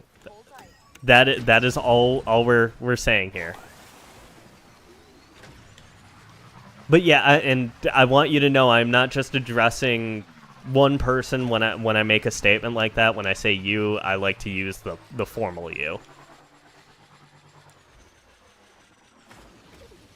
But also, I think there's a lot of I think this Renew the Acolyte campaign is very, very bad faith also. Stop that. I'm just saying, as far as Renewing the Acolyte goes, it's like, yes, they wanted to have a season 2, and I understand that, but the thing is, Disney is not simply going to ignore these stories and these characters. They will revisit it, but it will probably be in a different form than the Acolyte. If anything, it makes sense that because the Acolyte didn't have the audience retention that they maybe thought it was going to have, that they expected it to have, they'll try something new with these characters. They'll give them a different show. They'll make like a Rise of the Sith show or something like that that kind of bridges the gap the way they intended to. It won't be called the Acolyte Season 2 probably, but they're not just going to ignore these characters. That is the main point I'm making. Whether they address it in a book, in a game in the future. Like, for example, Kira. Kira hasn't been seen since Solo, which was, 6 years ago at this point? I mean, she's had appearances in the comics and everything, but those were more recent. And now we're seeing her in Outlaws for the first time. Like, they will come around to this stuff.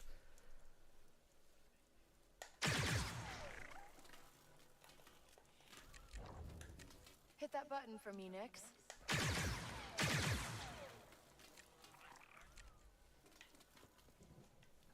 I think I gotta time this out correctly. Yeah. Push that button, Nix.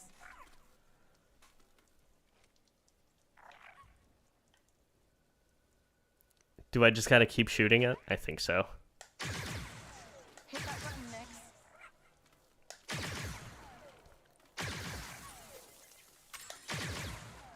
Okay, there we go. Yeah, I really liked Kamir as a character and Manny. I wasn't sad to see them attached to the Acolyte, because it's like, the Acolyte is just one part of Star Wars, like I was saying. It is not the whole thing. Whether or not you liked or disliked it, I think there's good and bad things in the Acolyte. Just like I think there's good and bad things in even something like the Star Wars prequels. Or the sequel trilogy. There's things I like and there's things I dislike, but I know it's not like the death of Star Wars that a lot of people will make it sound like.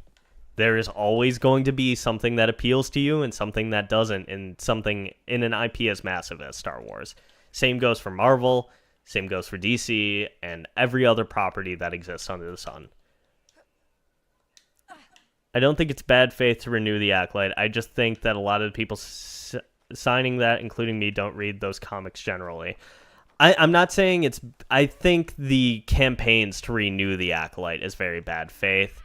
And, oh my god, I didn't realize that this monkey lizard was throwing shit at me. Lost them. But, I think a lot of the bad faith arguments comes from labeling anybody who disliked the Acolyte as, you know...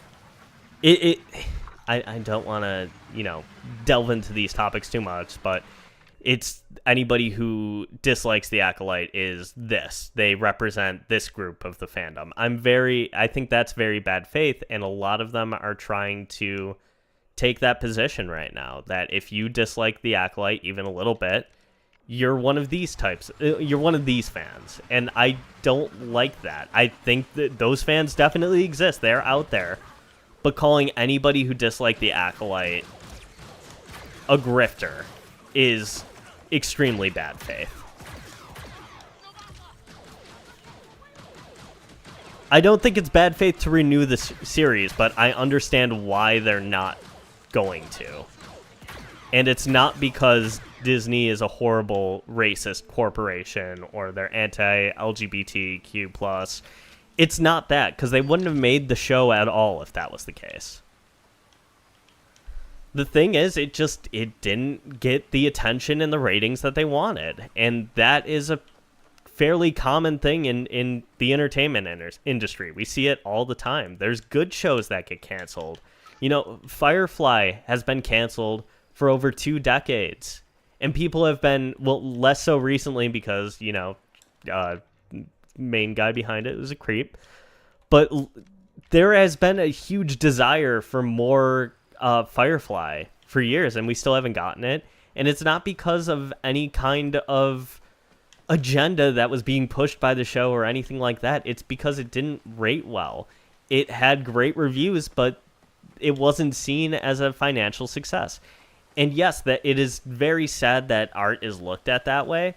But the thing is, The Acolyte had a season and it had a chance to gain that audience. And the audience that liked it is going to have something else that will come that will fit that need that The Acolyte met for a lot of people.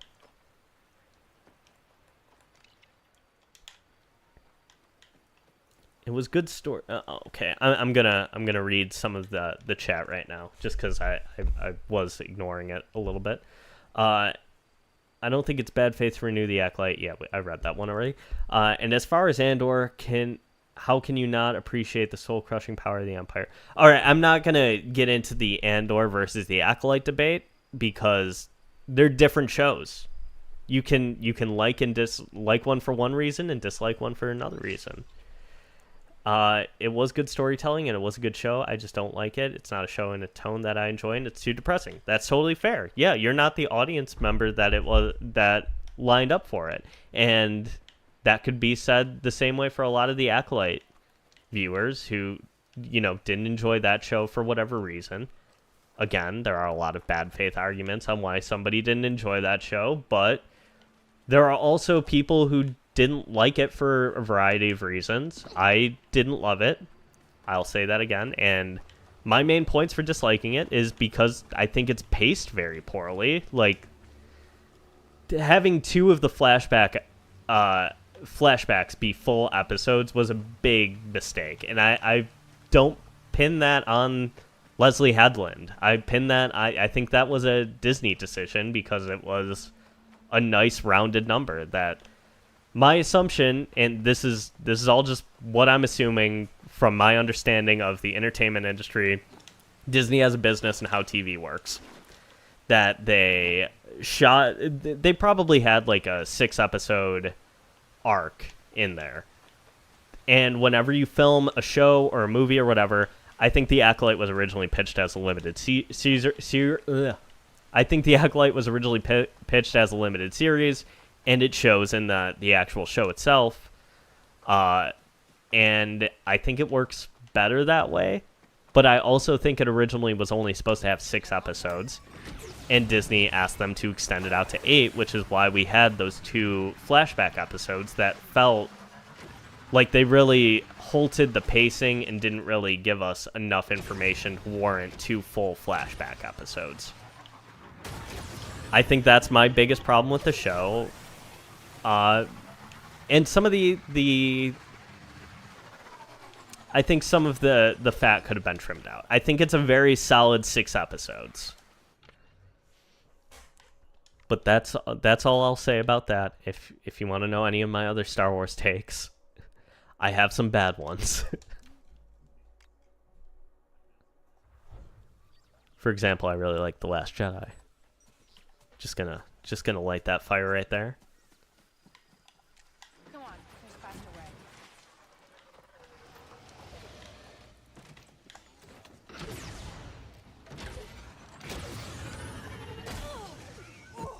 way. I shouldn't have I looked away to read that last message because all I saw was very depressing. It's a sad outlook to have. I'm very sorry. Concerned Earthling. The Holdo maneuver would rewrite all of the Star Wars universe. Disagree with you, but I think the flashback placement was a reaction to how they did in Book of Boba Fett, where a lot of people asked for them to be their own episode. I think that's a possibility, but it really... It feels more like an editing or post-production decision than one that they made while they were conceiving the show, you know?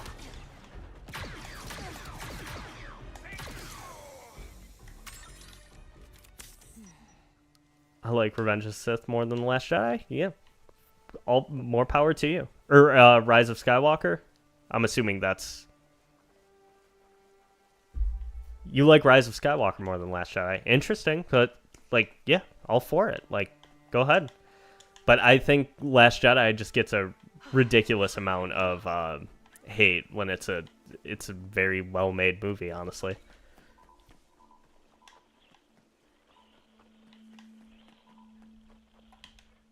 Where do I have to go? Oh, okay, I see it now.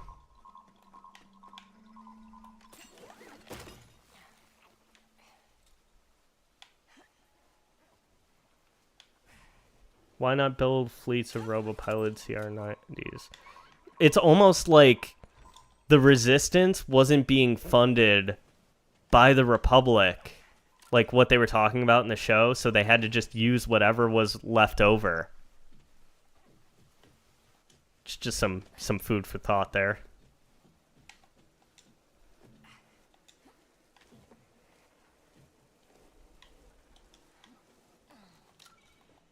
Thank you for actually having the reasoning there, Mar. I appreciate that. Because I know it was explained, and it was even retroactively explained in Rise of Skywalker, which, you know, I have my problems with that movie, but I am glad that they decided to put, like, an explanation in a mainstream piece of material.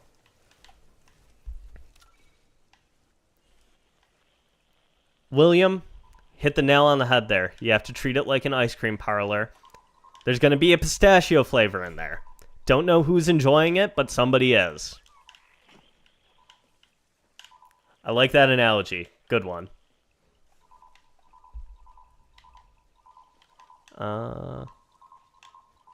Let's see here. I just think there's a large group of people who feel very entitled to Star Wars because whether or not it got them through a dark time or whatever, and they're very upset that not all of it appeals to them anymore. And yeah, I can understand being frustrated, but the thing is, Star Wars is such a big franchise now that something will come out for you sooner rather than later. Like, you have to remember, Book of Boba Fett came out, and then immediately after that we had Kenobi. Or The Bad Batch, or, you know, there's something in there for you. Well, Mar, what I was saying is that they explained it in such a way that, you know, regular audience members would be able to catch it and understand it rather than like you or I.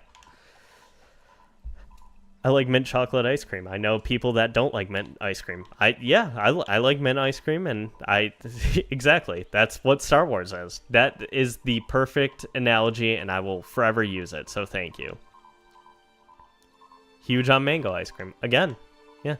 Some people like it all, though. That is also part of it. I think I messed up here. So, we're just gonna have to do that. When am I gonna play Homeworld? Hold on. I've definitely done this before, but you ask about it every once in a while, so... Oh, no. That's bad when I have a lot of Reddit notifications. Let me look at my Steam list right now, and because I know Homeworld 3 just came out, so I definitely don't have that. Homeworld Remastered Collection is $3.49. That can't be good. I don't know. Is Rebel? Would you be satisfied if I played Homeworld Remastered Collection? I've never played a game in the series before, so but I know you're a big proponent of it. Am I like stuck up here? What's the situation? I think I might be. Okay, so yeah, if that's a good one to play, then I'll give it a shot.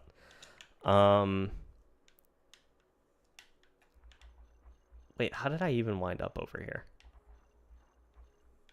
I don't know. I'm just gonna. This is what I was trying to get at, but I think we'll just go play a game of Sabacc, and then I'll wrap it up there. Opportunities. Ooh, actually, there's. I showed these off on the last stream, but there's a fun little mini game type thing where you get Nick's additional items and abilities. But you get to watch them prepare some food, and then I'll go play Sabacc here afterwards. I think this might be. No, I'll just do it now, and then we'll go there. Following that, this might be the $3 deal on Steam for Homeworld Remastered is awesome. Okay, cool.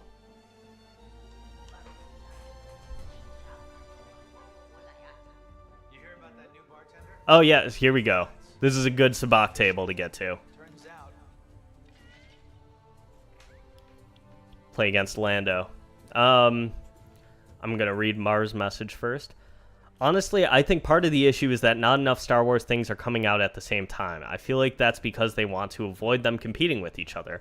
That's exactly it, but also it's something that is going to always be the case because there's something in entertainment where when you're scheduling something out, and TV schedules did this, kind of do it, and movie studios will do it, where it's you want to counter program the releases that you have.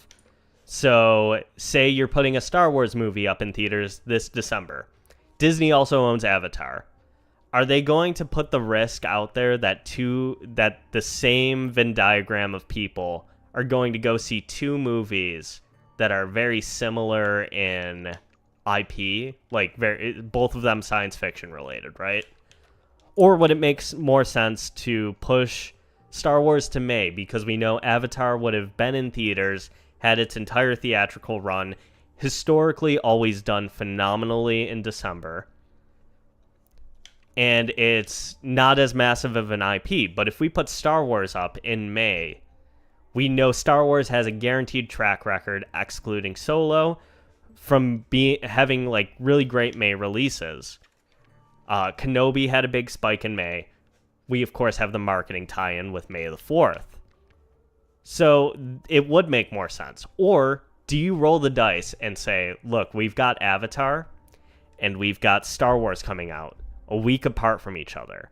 We could market the two of them together, sell discounted tickets, and have kind of a big Barbenheimer type promotion for this movie. Think you can keep up with That me? could result in a massive profit increase for Disney. But also, what if you're just, kind of taking that additional funding that you could have used if you separated the releases? Okay, so right now I have loaded dice, so I'm gonna keep that. I also have the ability to draw 2 cards while cheating, so we're gonna do that. Okay, those get harder as you play the game, but we had a really bad hand right now, and it would have been way worse. So, oh wait, no, we did have something good in there. I didn't realize that. So we have 2 of the dice hands. which, yep, that's exactly what we want right now. If you do stream it, please schedule it in advance because I'd like to see you react to it in real time. I will do that for you. So you have Pot of Greed. Good to know I shouldn't play Yu-Gi-Oh! Against you.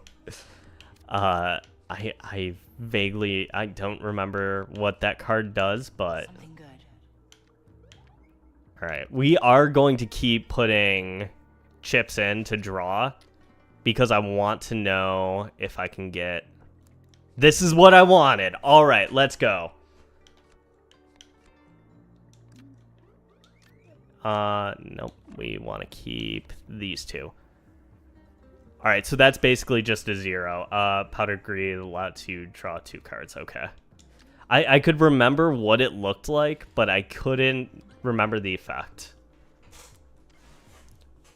They can also, if you screw up some of the cheats, they'll realize it and, you know, become more suspicious and eventually kick you out of the game.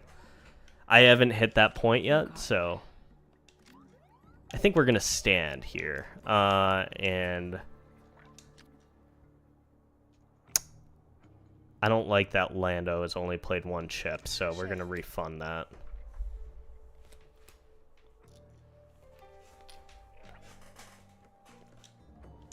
Yes.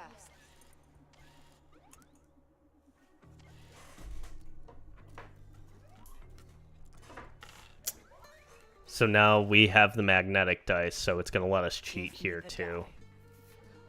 And if you're unfamiliar with the rules, we're looking for a 1 here. And we got it. That's the back. That's a prime sabak right there. Wait. Did somebody play a card that... I wasn't paying attention and I should have been. Somebody played the token that... that reversed the hands. I was too busy trying to think of what Pot of Greed does. Let's see. So we have a couple of 3s. That's not terrible, but we have the chips to dispose of. So, all right, now we got a 2, so we're gonna discard that 3 back.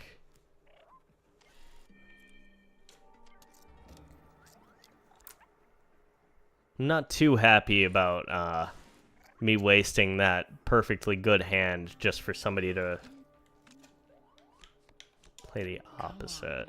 All right, let's aim for a 2 or a 1. I'm not using double draw. Okay, I can live with the dice. And 2 is pretty close. What we can do is... Wait, so this one's being played. No, wait, that was the one that was just played. Invert Sabak ranks until the next reveal. I think his card only affected him. This is the last one, though, so... New card. I don't know. Do we take a shot or do we stand? We have a lot of chips in the pot right now, so we're just gonna stand. All right, now we're gonna start seeing what everybody has. 4 and a 1. Okay, we can beat this. We're gonna go roll with the magnetic dice again. No! Wait, that's still good though.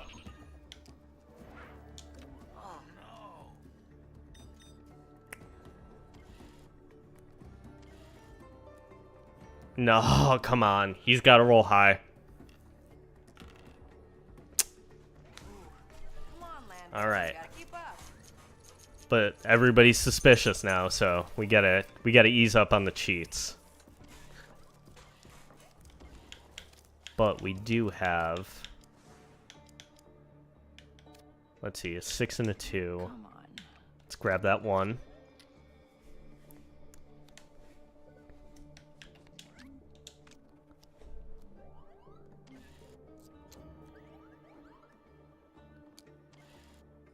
Kenny Rogers, the gambler, plays. All right. This could be last hand, so let's tax the other players. Which would just be Lando, so I'm really trying to get him out here. Alright. We're not gonna cheat. Nope, wait. Okay, guess we are. I did it out of reflex. I shouldn't have done it though, because I might get kicked out of the game. Alright, we managed to do it correctly.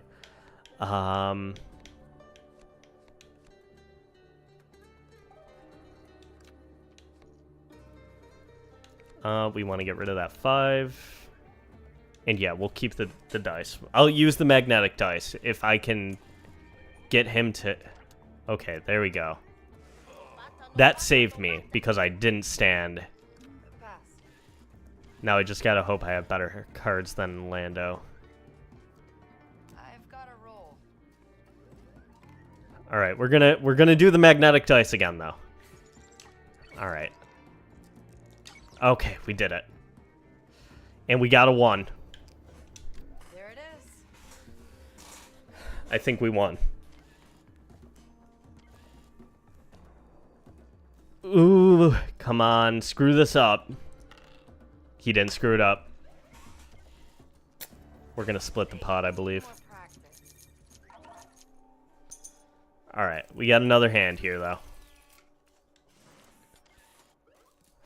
I really wish I didn't use that tax. Or I wish I put in tax 2 instead of general tariff. Something good.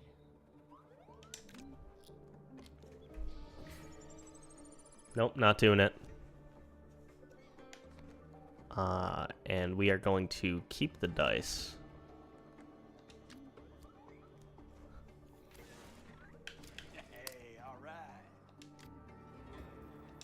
You're gonna hate this. Okay. Do we go for the safe bet with the dice, or do we get a little risky? Actually, I'm gonna get a little risky here. We need to. Nope, we're gonna keep the 2 though. And luckily, that was just a free hand, free draw. He has been standing a lot, so I kind of want to get Nyx over there to take a look, but this is the last turn, so Something good. we have the tokens or the coins to spare. The chips. That's the word I was looking for.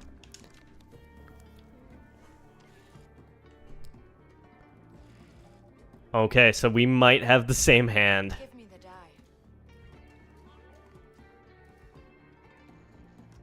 Oh, come on.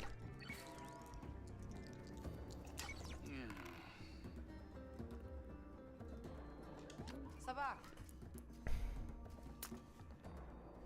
I almost feel bad winning like this.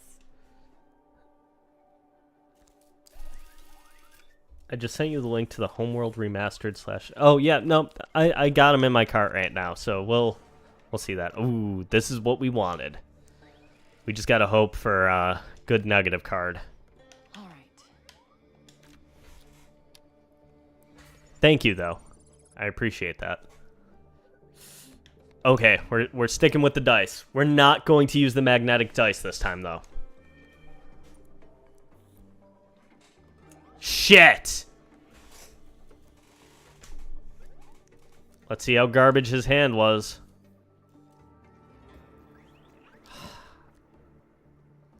He should have waited another turn to play that, probably. Come on. Yep, because now I'm going to go here.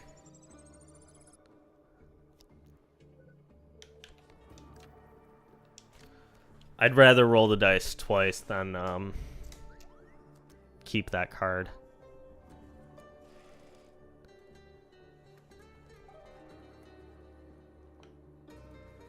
We have the chips. We have the chips. We gotta try. Doesn't really matter which one we go with. Okay, 2. I'm gonna play it safe and keep the 2. but I do know he has that 0. Okay. We have a chance to beat him. We have a chance to beat him. We're not using the magnetic dice, though, so that's... Can't do it. We got it. We got him. That one's mine.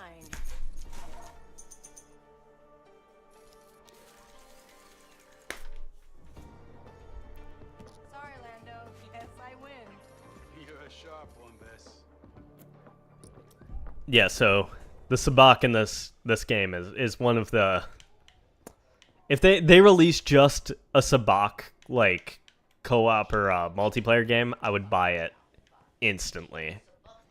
I want to play it with the different rules, though, because this is just one variant of sabacc called Kessel Sabacc. But that is where we are going to end the stream today. Thank you so much for tuning in on this very last-minute stream idea I had. And, yeah, I saw I think it was Rebel's suggestion in the Discord for more of these. I was planning on having more last week, but sadly we weren't able to because of tragedy. And then this week, really just wanted to get up on doing more shorts, so did that too. But be on the lookout for more streams like this. We're going to try and do them throughout the week, and hopefully I'll have more notice. This one, like I said, was very last minute. But thank you all for tuning in, and I'll see